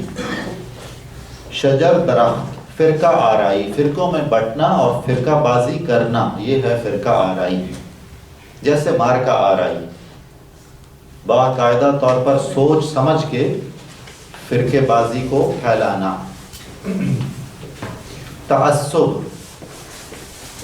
تعصب کے لیے کیا موضوع ترجمہ ہو سکتا ہے؟ گروہ بندی. گروہ بندی اور بعض کو بعض وجوہات کی بنیاد پہ اچھا جانا اور رعایتی نمبر دینا اور بعض کو ذرا گرفت کرنا، یعنی جو عادلانہ نہیں ہوتا، مبنی بر انصاف رویہ نہ ہو. ایگزیکٹلی.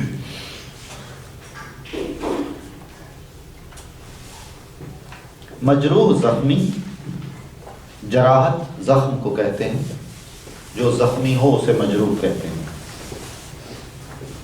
درما علاج،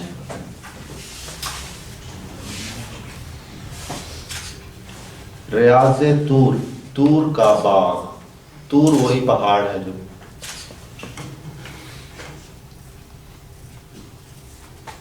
دیدہ گریاں، روتی ہوئی آنکھ. نیچے سے تیسرا چوتھا شعر پہ آ گیا.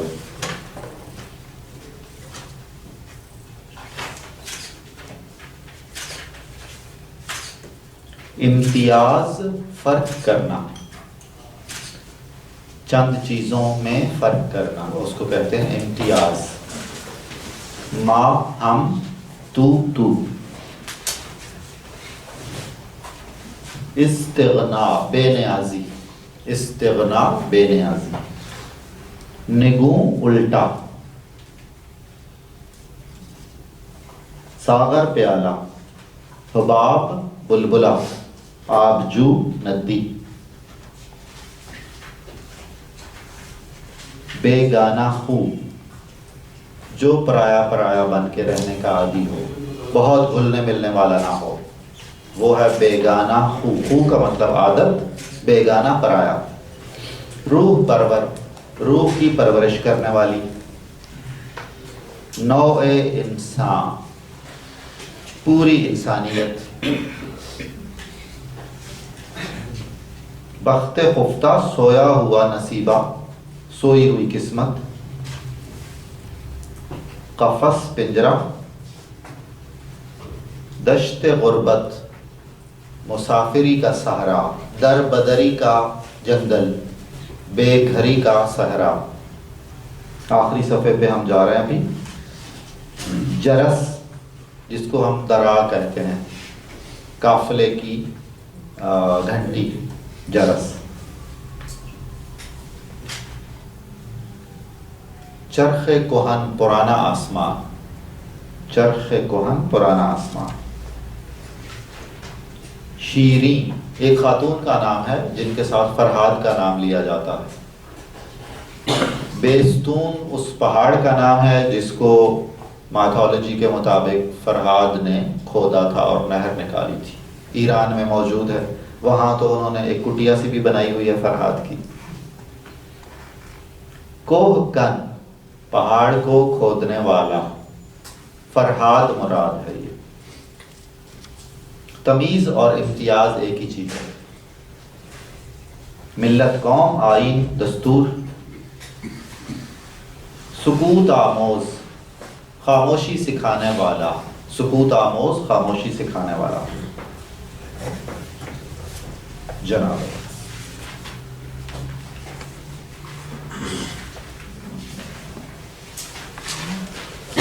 اس کا عنوان ہے تصویر درد، رنج و غم کی تصویر. ایسا شاعر، ایسا آدمی، ایسا دل جس کے اندر دکھ ہی دکھ اور غم ہی غم ہو. اگر ہم اس نظم کا جائزہ لیں تو چند بڑی بڑی باتیں جو اقبال نے بیان کی اور جن پر خصوصاً انہوں نے اپنے دکھ درد کا اظہار کیا، آپ کچھ مدد فرمائیں، وہ کیا ہو سکتی ہیں؟ وہ اس پہلے صفحے کے آخر سے شروع کر لیں، بڑا سیدھا سیدھا سا ہے. اوپر والی اشعار کی بات ہم کر لیں گے بعد میں.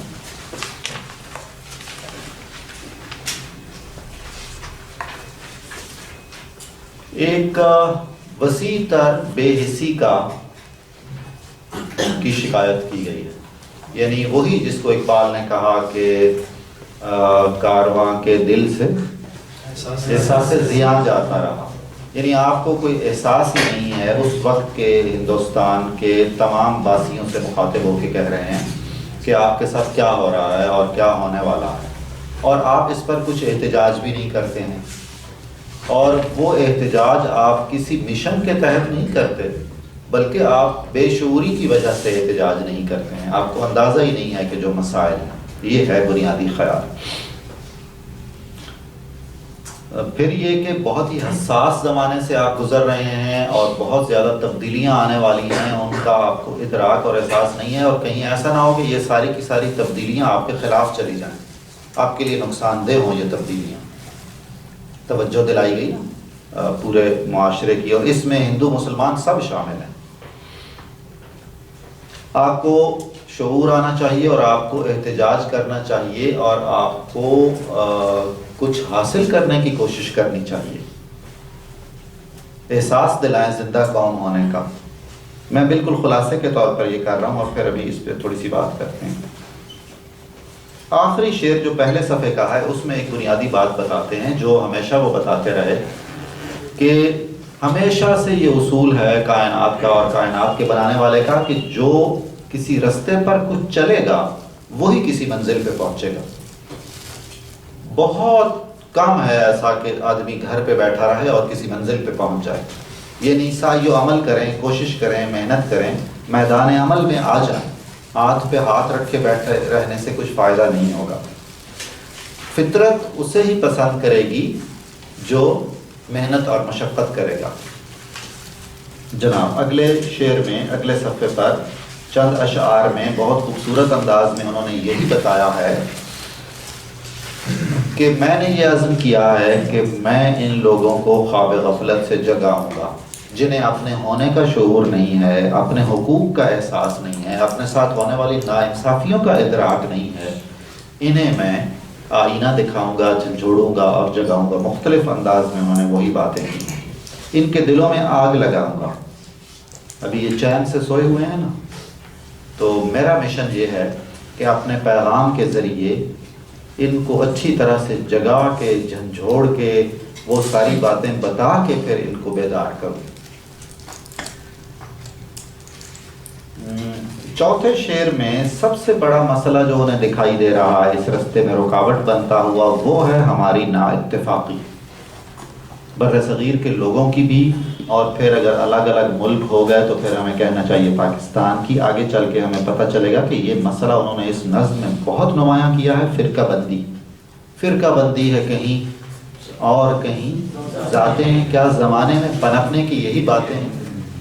وہ فرقے ظاہر ہے آپ سب جانتے ہیں لسانی زبان کی بنیاد پہ ہو سکتے ہیں، رنگ اور نسل کی بنیاد پہ، مذہب اور دوسرے اختلافات مذاہب کی بنیاد پر ہو سکتے ہیں۔ وہی دور رکھتے ہیں کسی ایک نسب العین پر اکٹھا کرنے میں۔ مجھے معلوم ہے تسبیح کے دانے بکھرے ہوئے ہیں اور یہ کام بڑا مشکل ہے، آپ سارے مجھے کہہ رہے ہیں اگر یہ مشکل ہے تو مجھے یہ مشکل قبول، بہت کٹھن کام۔ میں ان کو پھر ایک ہی تسبیح میں پرونے کی متحد کرنے کا عہد کرتا ہوں اور اس مشکل کو قبول کرتا ہوں، جد و جہد کروں گا میں۔ یہ اگلا شعر ذرا کمپلیکیٹڈ ہے، مجھے ہم نشین رہنے دے شغل سینہ کعبی میں۔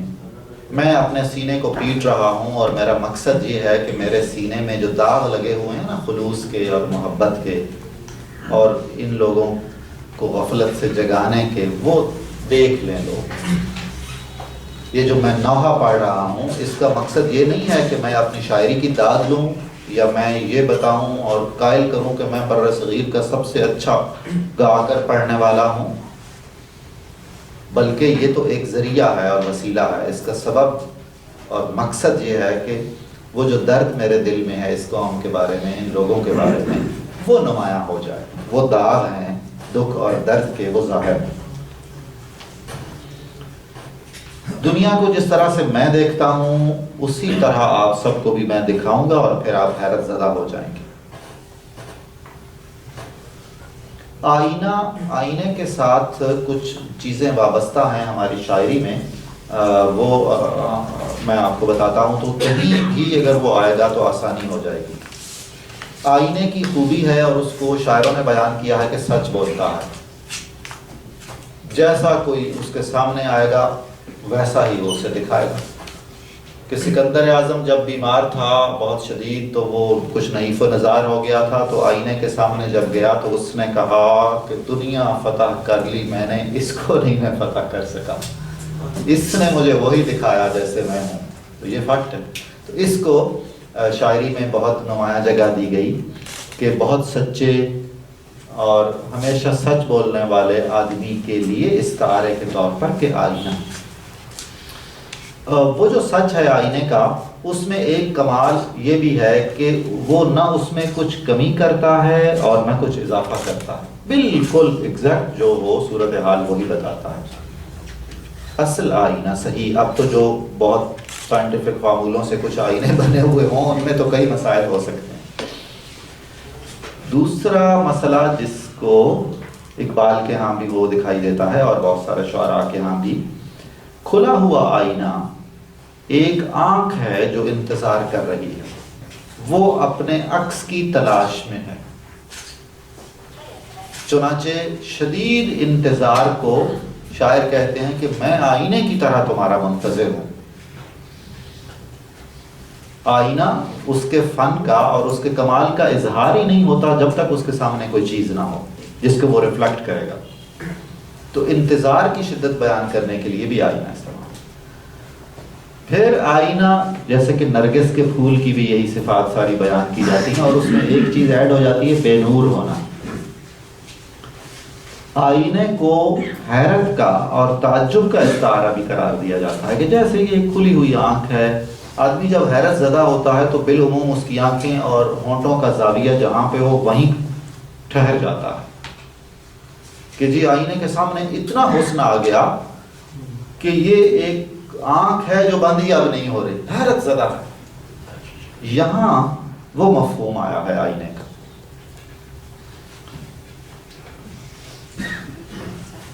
اس کا یہ فائدہ ہوا کہ مجھے اب وہ مل نہیں رہا شعر کہاں پہ ہے. ہاں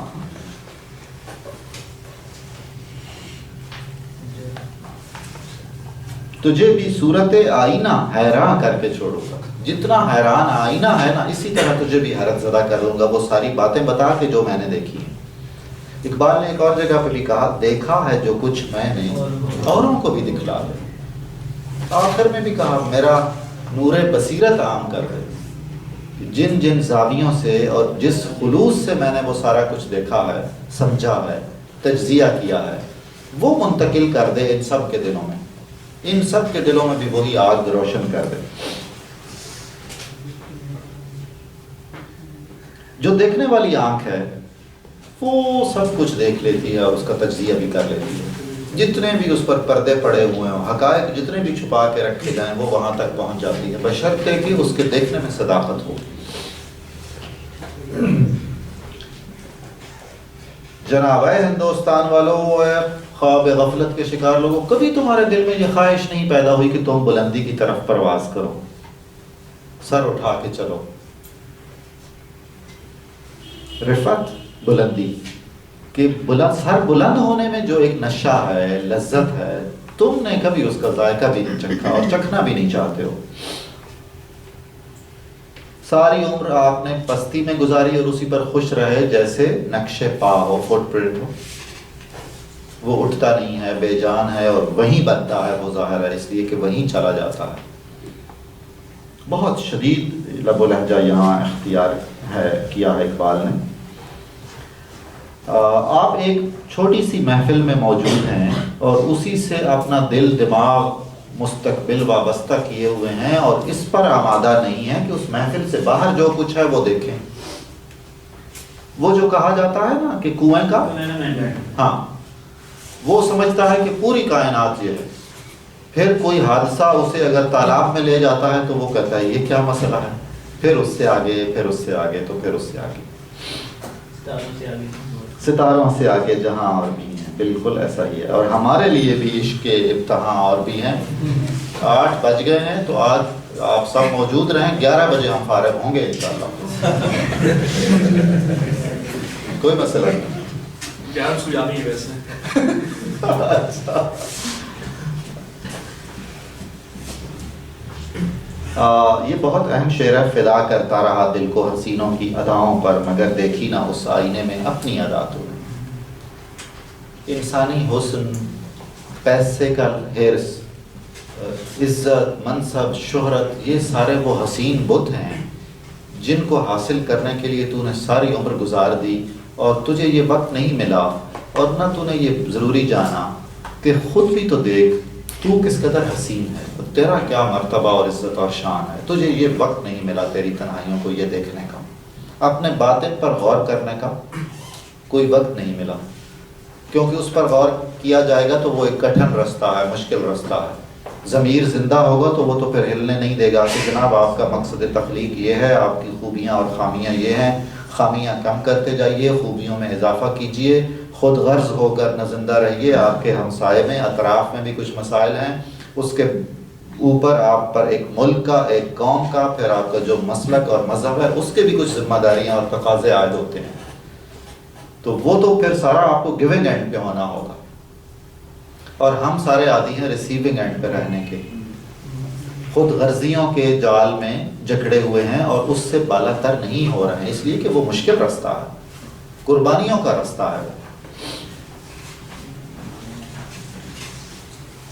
یہ فلسفہ خودی کی بنیاد یہی چیز ہے کہ آپ خود پہ غور کیجئے. اگلا مسئلہ جو بہت ناپسندیدہ اقبال نے، وہی تعصب والا اور فرقہ بندیوں والا، اس میں وہ بیان کیا گیا کہ جو آپ کو برے لگتے ہیں آپ انہیں کچھ رعایتی نمبر دیجئے، کچھ گنجائش دیجئے، آپ جیسے ہی ہیں، وہ بھی انسان ہیں، کس انسان میں کمی کوتاہی نہیں ہوتی، اور اگر کچھ اختلافات ہیں بھی کسی بھی نوعیت کے تو ان سے بالا تر ہو کر بھی تو کچھ ایسے نقطے ہیں جن پر آپ اکٹھے ہیں اور ہو سکتے ہیں. آپ ہرمل کے دانے کی طرح اپنی فریاد، احتجاج، رونا دھونا سارا اپنی جیب میں ہی لے کے بیٹھے ہوئے ہیں. جو صلاحیتیں ہیں آپ اس پر بھی سانپ بن کے بیٹھے ہوئے ہیں. جو خوبیاں اور خامیاں آپ کو عطا کی گئی ہیں آپ نے سنبھال کے رکھ لی ہیں کہ ان کو ہوا بھی نہ لگے اور ان میں کسی بھی نوعیت کا اضافہ بھی نہ ہو اور کمی بھی نہ ہو. تو ہرمل کا دانہ اس کے باطن کا اظہار تب ہوتا ہے جب اس کو آگ پہ رکھا جاتا ہے، تب اس سے آواز بھی آتی ہے اور اس کا دھواں بھی آتا ہے جو مفید، خود وہ جل رہا ہے، جل کے دوسروں کو فائدہ پہنچا رہا ہے. جی ہاں، دل کی جو پاکیزگی ہوتی ہے نا، وہ کسی آرائش کی محتاج نہیں ہوتی ہے. باطن کو زندہ کرنا، ضمیر کو بیدار کرنا، دل کو اچھائیوں سے مالا مال کرنا، اس کے لیے نہ کوئی نمود ہے، نہ نمائش ہے، نہ کوئی اشتہار ہے. یہ عمل یوں ہی ہے جیسے کوئی آئینے پر رنگ جمانے کے لیے مہندی لگا دے. کیا آئینے کو ضرورت ہے کہ اس پر مہندی لگائی جائے؟ اور مہندی لگانے سے اس کا جو اپنا کام ہے وہ متاثر ہوگا نا، وہ نہیں، کوئی عکس نہیں دکھا سکے گا. یہ ایک نامعقول کام ہے.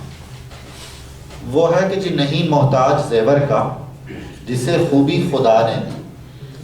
یہ سمجھا جاتا ہے، اور اصل میں یہ مغربی اثرات کے تحت یہ نہیں دیکھا اور پرکھا جاتا کہ ایک انسان کے اندر کیا کچھ ہے.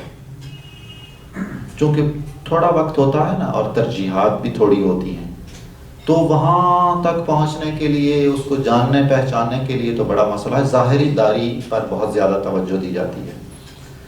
وہی جمہوریت میں بھی کچھ ایسے ہی مسائل ہیں. اقبال نے اس پر بھی خاصی تنقید کی ہے کہ جمہوریت ہونی چاہیے مگر اس میں کوئی متوازن صورت نکالی جائے. انہوں نے کہا کہ 200 گدھے مل بھی جائیں تو مل کر بھی ایک انسان جتنا دماغی مرتبہ حاصل نہیں کر سکتے ہیں. ان میں گنتی سے تو کوئی فرق نہیں پڑتا ہے. تو یہاں بالکل وہ یہی کہہ رہے ہیں کہ اصل میں جب آپ اپنی آرائش باطن کو سجانے میں لگیں گے اس میں مصروف ہو جائیں گے کہ جی اچھائیاں اپنے دل میں پیدا کریں، تو ظاہری نمود و نمائش سے آپ خود بخود ہی بیکار اس کو محسوس کرتے ہوئے چھوڑتے جائیں گے۔ اتنا ہی رکھیں گے کہ آپ پریزنٹیبل ہوں۔ وہ تو مسائل اور ہیں کہ جی یہ کر و فر ہو، یہ شان و شوکت ہو، اس مخصوص طرز کا لباس ہو، اور پھر وہ دیکھنے والے جو اس فن کے آشنا ہیں وہ جانیں کہ جناب شرٹ کہاں کی ہے، برانڈڈ ہے، ٹائی کہاں کی ہے، اور جوتے اچھا آپ نے پیرس سے منگوایا ہے۔ یہ تو سلسلہ ختم نہیں ہوتا۔ جو انسانیت ہے، جو اچھائی ہے، وہ کسی بھی نوعیت کی ان چیزوں کی محتاج نہیں ہے، اور وہ عمل اتنا ہی احمقانہ ہوگا جتنا کوئی آئینے کی کھلی ہوئی ہتھیلی کو مہندی لگانے بیٹھ جائے کہ عید ہے کل، آج اس آئینے کو بھی مہندی لگائی جائے۔ ظاہر ہے کو نہیں لگاتا۔ ہم لوگ، یہ قوم جو سوئی ہوئی ہے، اتنا غلط دیکھتی ہے، اتنا الٹا دیتی ہے چیزوں کو، ٹیڑھا دیکھتی ہے، بھینگے ہیں ہم، کہ آسمان بھی اس کیفیت پہ روتا ہے۔ قرآن کریم کی آیتیں ہیں، ہم ان کو یوں موڑ توڑ دیتے ہیں اور اس سے سلیب بنا لیتے ہیں، اس کو اپنے مطلب کے مطابق ڈھال لیتے ہیں۔ انہوں نے کہا خود بدلتے نہیں، قرآن کو بدل دیتے ہیں، اقبال نے کہا۔ ایک جگہ پہ انہوں نے کہا، بہت خوبصورت شعر ہے وہ، کہ ہمارے نام نہاد ملاؤں نے جو مذہب کو ایکسپلائٹ کرنے کے عادی ہیں، انہوں نے قرآن کریم کی ایسی ایسی تشریحیں کی ہیں کہ اللہ، جبریل اور نبی کریم صلی اللہ علیہ وسلم حیرت زدہ ہیں۔ اللہ وحی الہی بھیجنے والا، جبریل پیغامبر، رسول کریم اس کو ریسیو کرنے والے اور ہم تک پہنچانے والے۔ تو مفہوم قرآن سے، مفہوم وحی سے، ان سے بڑھ کر تو کوئی آگاہ نہیں ہوگا۔ انہوں نے کہا کہ انہوں نے ایسی ایسی تعویلیں کی اپنی مقصد پورے کرنے کے لیے، اپنے معاملات سیدھے کرنے کے لیے، کہ خود وہ حیرت زدہ ہے کہ یہ کیا سے کیا ہو گیا۔ مطلب شاعرانہ انداز میں یہ بیان کیا نا، اس میں کسی بھی نوعیت کی گستاخی شامل نہیں ہے۔ چلیپا سلیب ہے۔ اگر ظاہری طور پر زبان سے ہم لوگ توحید کا اقرار کرتے رہیں اور دلوں میں ہم نے طرح طرح کے بت چھپائے رکھے ہوں، تو ظاہر ہے وہ ہمیں علم ہے کہ درست صورتحال نہیں ہے۔ قرآن میں اللہ نے کہا، آپ نے ایسے شخص کو نہیں دیکھا جس نے اپنی خواہش نفس کو اپنا معبود بنایا رہا۔ تو تمام وہ خواہشیں جو اچھی نہیں ہیں اور جن میں ہم اٹکے ہوئے ہیں، جن کی وجہ سے ہم کسی چیز پر بھی کمپرومائز کر سکتے ہیں، وہ ہمارے بت، اگرچہ بت ہیں جماعت کی آستینوں میں، مجھے ہے حکم اعظم۔ تو یہ اقبال کا پیغام اور ان کا نقطہ نظر ہے۔ یوسف حسن کا استعارہ ہے علیہ الصلوۃ والسلام، اور کنویں میں ان کو پھینکا گیا تھا۔ یعنی جن کا جمال یہ تھا کہ وہ پوری کائنات کو منور کرتا، اور بعد میں انہوں نے جب مصر میں ٹیک اوور کیا تو وہاں جو عدل و انصاف اور فلاح و بہبود کے کام انجام دیے، اس سے ثابت بھی ہو گیا کہ ہم لوگ ایسے ہیں جو اپنے آپ کو نہیں جانتے ہیں، اپنے قومی مقاصد سے آگاہ نہیں ہیں، جیسے ہمارے پاس یوسف ہے اور ہم نے اس کو کنویں میں قید کیا ہوا ہے۔ اس نے تو جہانگیری کرنی ہے، پوری دنیا پہ اس نے حکمرانی کرنی ہے اور خدمت کرنی ہے۔ تو کیا یوسف کے ساتھ سب سے اچھا برتاؤ یہ ہو سکتا ہے کہ اگر ہمیں یوسف ملے، اتنا حسن و جمال ہمارے پاس ہو، اور ہم اسے کنویں میں ڈال دیں، اور نہ صرف کنویں میں ڈال دیں بلکہ کنویں کا منہ بھی ڈھانپ دیں اچھی طرح سے، کہ کہیں اس کے حسن کی کوئی ایک کرن بھی باہر نہ جائے۔ تو وہ جو خوبیاں ہیں، اچھائیاں ہیں، پیغام کی عالمگیریت ہے، آفاقیت ہے، اس کو کھینچ تان کے محدود کرتے کرتے آپ نے اتنا سمیٹ دیا اور بند کر دیا، اس کو پھیلنے نہیں دے رہے ہیں۔ خوشبو تب دوسرے تک پہنچتی ہے جب وہ اس کو ہوا لگے۔ اس سے زیادہ لطیف چیز کیا ہوگی؟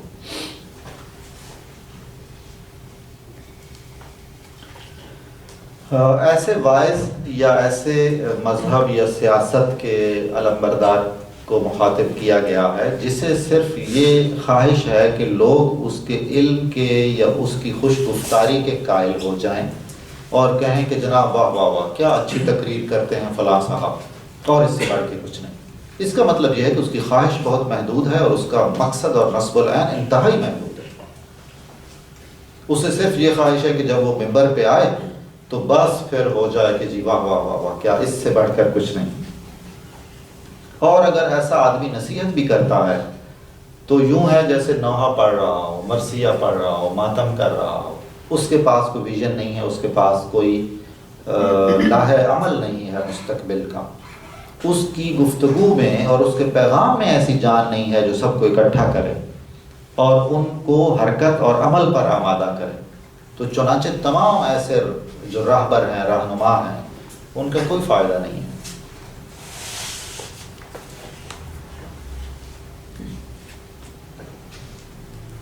جی ہاں، وہ نرا ہونا چاہیے، آپ صحیح کہہ رہے تھے۔ آنکھوں کا مقصد صرف لطف و لذت کے لیے دیکھنا نہیں ہے، بلکہ جس نے آنکھوں کو پیدا کیا ہے اس کے پیش نظر اس کے اور بھی بہت سارے مقاصد تھے۔ اس آنکھ کو رونا بھی چاہیے، اس آنکھ کو بہت غور و فکر سے بھی چیزوں کو دیکھنا چاہیے، ان کی تہ تک پہنچنا چاہیے، ان کا تجزیہ کرنا چاہیے اور ان کا کوئی حل نکالنا چاہیے مسائل کا۔ پھر فرقہ آرائی اور تعصب کی شدید مذمت کی ہے۔ شجر کے نیچے والا جو شعر ہے، نہ اٹھا جذبہ خورشید سے ایک برگ گل تک کی، یہ بڑا اچھا شعر ہے اور میں تھوڑا سا اس کی وضاحت کرنا چاہوں گا کہ پھولوں کی پتیاں تو اپنی جگہ پر ہی رہیں ہمیشہ، نہ سورج کی محبت انہیں کھینچ سکی، اوپر لے جا سکی، اور نہ خود ان میں سورج تک پہنچنے کی کوئی خواہش تھی۔ شاعرانہ انداز میں بات کی گئی ہے۔ البتہ شبنم ہمیشہ یہ چاہتی تھی، اوس یہ چاہتی تھی کہ وہ اوپر چلی جائے، سورج تک پہنچ جائے۔ چنانچہ اس نے اپنا سفر جاری رکھا اور وہ غائب ہو گئی، بخارات بنی اور اڑ گئی۔ انہی پتیوں پہ شبنم بھی تھی، وہ اب نہیں ہے، اس لیے کہ وہ چاہ رہی تھی کہ وہ اڑ جائے، اور پھول کی پتی چاہ ہی نہیں رہی تھی کہ اس مرتبے سے اور اس مقام سے اوپر جائے، چنانچہ وہ وہیں کی وہیں ہے۔ جو لوگ چاہیں گے آگے بڑھنا وہ آگے بڑھ جائیں گے، جو اپنے اس نچلے مرتبے پر اور اسی سٹیٹس پہ خوش رہیں گے وہ وہیں رہیں گے، اس لیے کہ خواہش نہیں ہے اور اس پر عمل نہیں ہے تو آگے نہیں بڑھا جا سکے گا۔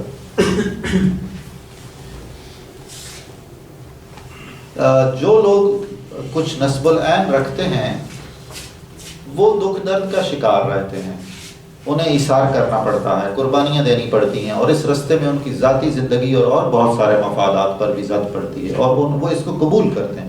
یہ سارا کچھ سوچ سمجھ کر ہی وہ اس مشکل رستے پہ چلے ہوئے ہوتے ہیں۔ کہ جو محبت کا زخمی ہوتا ہے نا، وہ علاج علاج علاج کے پیچھے نہیں بھاگتا، وہی جو زخم ہے وہ اس کو لذت دیتا ہے۔ ایک بڑے کام میں جو اس کو تکلیفیں ہیں اس نے ان کو اون کیا ہوا ہے، اور وہی اس کے لیے سیٹسفیکشن کا بھی باعث بنتے ہیں کہ میں اپنی ذات کے لیے نہیں بلکہ کچھ اور بڑے مقاصد کے لیے ایک رستے پر چلا ہوں، اور اس میں یہ مجھے مشکلات درپیش ہیں۔ یہ زخمی آپ کر لیتے ہیں پیدا اپنے مرہم کو، وہ جو انہیں ناآسودگیاں ملتی ہیں، بہت ساری خواہشیں پوری نہیں ہوتی، مشکلات کا سامنا کرنا پڑتا ہے، وہی ان کے لیے باعث تسکین بھی ہو جاتا ہے۔ محبت کی اہمیت، یہ محبت پوری انسانیت کے لیے ہے، بلا تمیز رنگ و مذہب۔ جلال الدین رومی جو اقبال کے مرشد معنوی ہیں، ان کی مثنوی معنوی اگر ہم پڑھیں تو اس کے آغاز ہی میں بالکل اسی لب و لہجے میں محبت محبت اور پھر عشق عشق کے چند اشعار ہیں۔ میں یہ سمجھتا ہوں کہ یہ اسی سرچشمے سے ہیں اور بالکل اسی انداز میں ہیں۔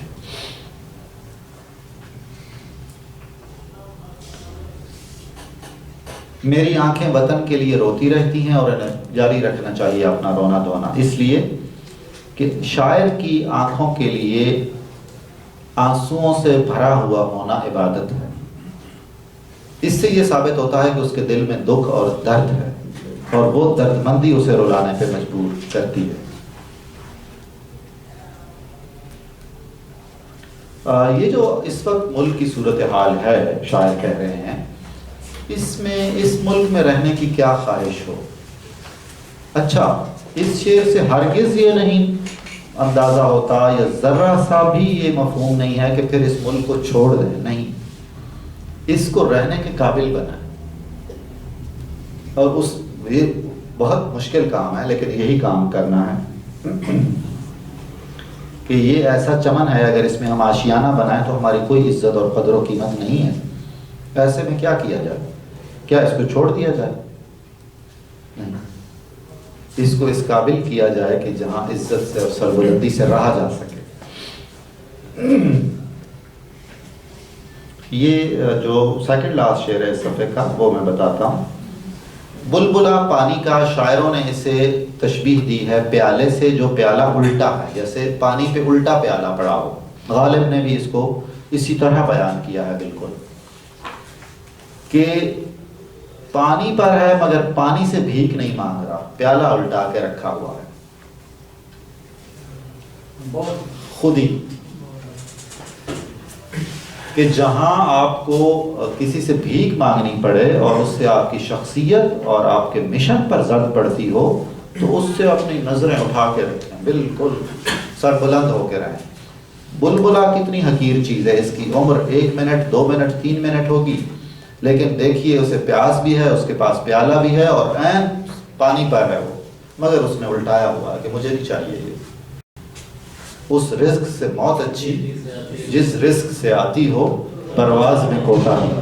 تو کیا وہ لوگ جو بھکاری ہیں، وہ قومیں جو خیرات پر پلتی ہیں، وہ ایک بلبلے سے بھی بے حیثیت ہیں؟ آگے بالکل سارا وہی ہے۔ آخر میں انہوں نے یہ کہا ہے کہ میں اب بات ختم کر رہا ہوں، جیسا کہ ہم آج کی یہ نشست ختم کر رہے ہیں، اور اس کا یہ مطلب نہیں ہے کہ میرے پاس کہنے کو کچھ نہیں ہے یا مجھے کہنے کا انداز نہیں آتا۔ میرے پاس کہنے کو بھی بہت کچھ ہے، کہنے کے انداز سے بھی میں واقف ہوں، لیکن اس کے باوجود فی الحال اتنے کو آپ کافی جانیں۔ سکوت آموز طول داستان درد ہے، ورنہ زباں بھی ہے ہمارے منہ میں اور تاب سخن بھی ہے۔ جی یہ پہلا شعر ہے اس کا، نہیں منت کے شتاب شنیدن داستان میں خاموشی گفتگو ہے، بے زبانی ہے زبان ہے، اس کو اور آخری شعر جو ہے جی ہاں، کہ سکوت آموز طول داستان درد، اس کو ہم دونوں کیسے ملا کے دیکھتے ہیں؟ جی ہاں، یہ بہت ہی انہوں نے اہم اور اچھی بات کی ہے۔ اس کا پہلا شعر بھی خاموشی سے متعلق ہے، طویل نظم کا، اور بیچ میں اتنی لمبی بات ہے اور آخر میں بھی خاموشی ہے۔ یہ بہت ہی قابل غور بات ہے۔ ان میں آپس میں گہرا تعلق ہے اور ایسا بھی نہیں ہے کہ یہ بالکل بے مقصد بات ہے۔ وہ جو خاموشی ہے، شروع میں شاعر نے یہ کہا کہ اس سے خود بخود ساری باتیں پتہ چل رہی ہیں اور مجھے کوئی خاص ضرورت نہیں محسوس ہو رہی بات کرنے کی، جیسا کہ میں نے پتہ نہیں آپ سے یا کسی اور گفتگو میں عرض کیا تھا۔ رابعہ بصری گزر رہی تھیں کہیں سے، بہت بڑی خاتون تھیں ہماری تاریخ کی، خصوصاً تاریخ تصوف میں ان کا بڑا مرتبہ ہے۔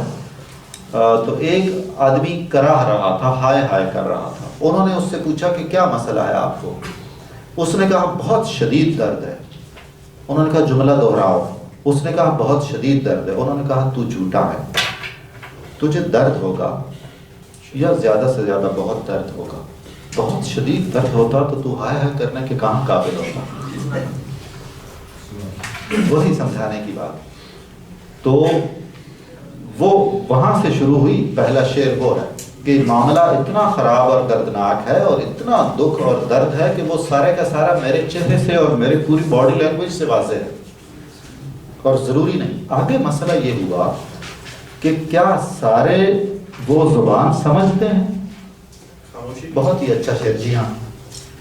جو نہ چہرے کو پڑھے، جو نہ نگاہوں کی سنے، اس کے آگے کبھی الفاظ کی توہین نہ کرے۔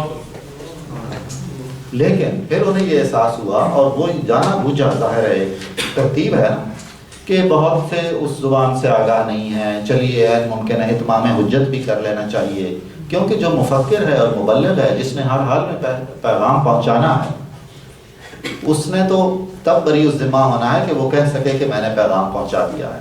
اور کچھ ڈرامیٹک سچویشن بھی کریٹ ہو گئی اس مسئلے سے کہ نہیں جی مجھے کچھ بھی نہیں کہنا، جو کچھ کہنا ہے وہ میری شکل ہی سے آیا ہے اور آپ کو پہچان لینا چاہیے، اور جو کچھ مجھے کہنا ہے وہ ایسا نہیں ہے کہ اسے ضروری ہو کہ جی مجبوری ہو کہ کہا جائے۔ یہ سارا کر کے پھر یہ تمام باتیں پیش نظر رکھ کے کہیں لب و لہجہ بہت سخت ہے، کہیں اس میں بہت والہانہ پن ہے، کہیں کہیں بالکل اس میں خطیبانہ آہنگ ہے، اور آخر میں پھر وہ کہ میرے دل کا غبار ابھی نہیں نکلا، یہ مت سمجھ لیجئے گا کہ میرے پاس اب مزید قافیے اور ردیف اور الفاظ نہیں ہیں، یا یہ کہ باتیں ختم ہو گئی ہیں میرے پاس، ایسا کچھ بھی نہیں۔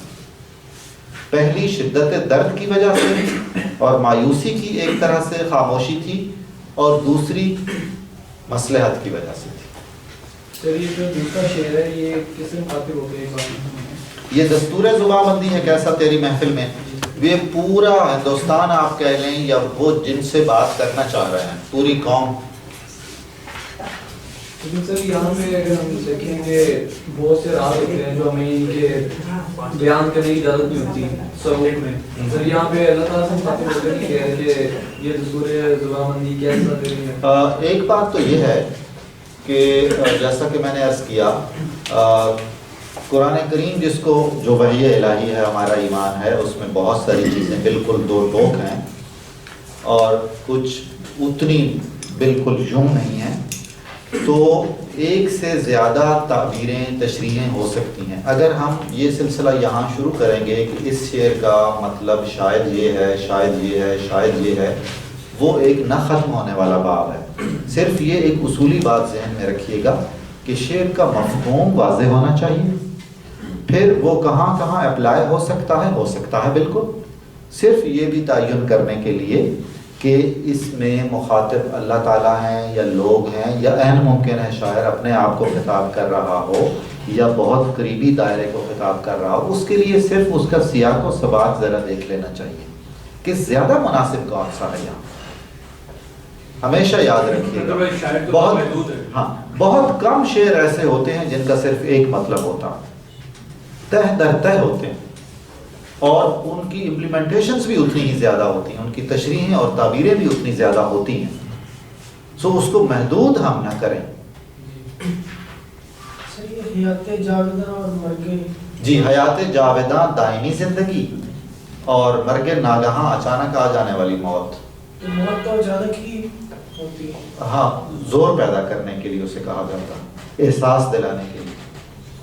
دوسرا یہ سکندر ہو کہ آئینہ ہو، یہ سکندر اور آئینہ، سکندر اور آئینہ تو میں نے ابھی آپ سے بات بھی کی تھی نا، اسی جی اسی واقعے کے حوالے سے۔ دوسرا جام اور جم یہ دونوں ہی تصور آتی ہیں، یہ جم کا کوئی وجود تھا جمشید؟ ایرانی تو بہت ہی زیادہ اس کو کہتے ہیں، اسی نے شراب بنائی تھی، اسی کے پاس وہ پیالہ تھا جس میں وہ پوری کائنات دیکھ لیتا تھا، وغیرہ وغیرہ، ظاہر ہے کچھ کہا نہیں جا سکتا۔ البتہ ایرانی بھی اس کو اپنے زمانہ ماقبل تاریخ میں رکھتے ہیں، جو اساطیری یا میتھولوجی کا پیریڈ وہ گنتے ہیں نا، اس میں رکھتے ہیں۔ ان شخصیات کو ہم جدید علمی اصطلاح میں کہتے ہیں نیم تاریخی شخصیت ہے۔ ظاہر ہے اگر متھ بھی ہے تو عین ممکن ہے اس کے پیچھے بھی کوئی بات ہو، اس زمانے میں جو تاریخ جس طرح سے زبانی یا جیسے تیسے بھی محفوظ رہتی تھی، اس میں طرح طرح کی افسانہ بازیاں بھی آ جاتی تھی، ممکن ہے کچھ ایسا ہو۔ کچھ لوگوں کا یہ خیال ہے کہ ایرانی جس کو جمشید کہتے ہیں، اس میں سے کچھ چیزیں مائنس کر دیں تو وہی حضرت سلیمان ہیں، کیونکہ وہ بھی کہتے ہیں کہ جمشید کے پاس ایک قالین تھا جس پہ وہ اڑتا تھا، اور وغیرہ وغیرہ۔ یہ جمشید لفظ جی ہاں، فارسی میں بڑی یہ کی پروننسیشن نہیں ہے۔ سب کانٹیننٹ میں جو فارسی ہے، یا افغانستان میں ہے یا سینٹرل ایشیا میں ہے، اس میں بڑی یہ کی آواز بھی ہے اور چھوٹی یہ کی بھی آواز ہے۔ ہمارے ہاں زیادہ تر جمشید کہا جاتا ہے، لیکن کیا کبھی خورشید بھی سنا آپ نے؟ بہت شکریہ آپ کا، بڑی مہربانی۔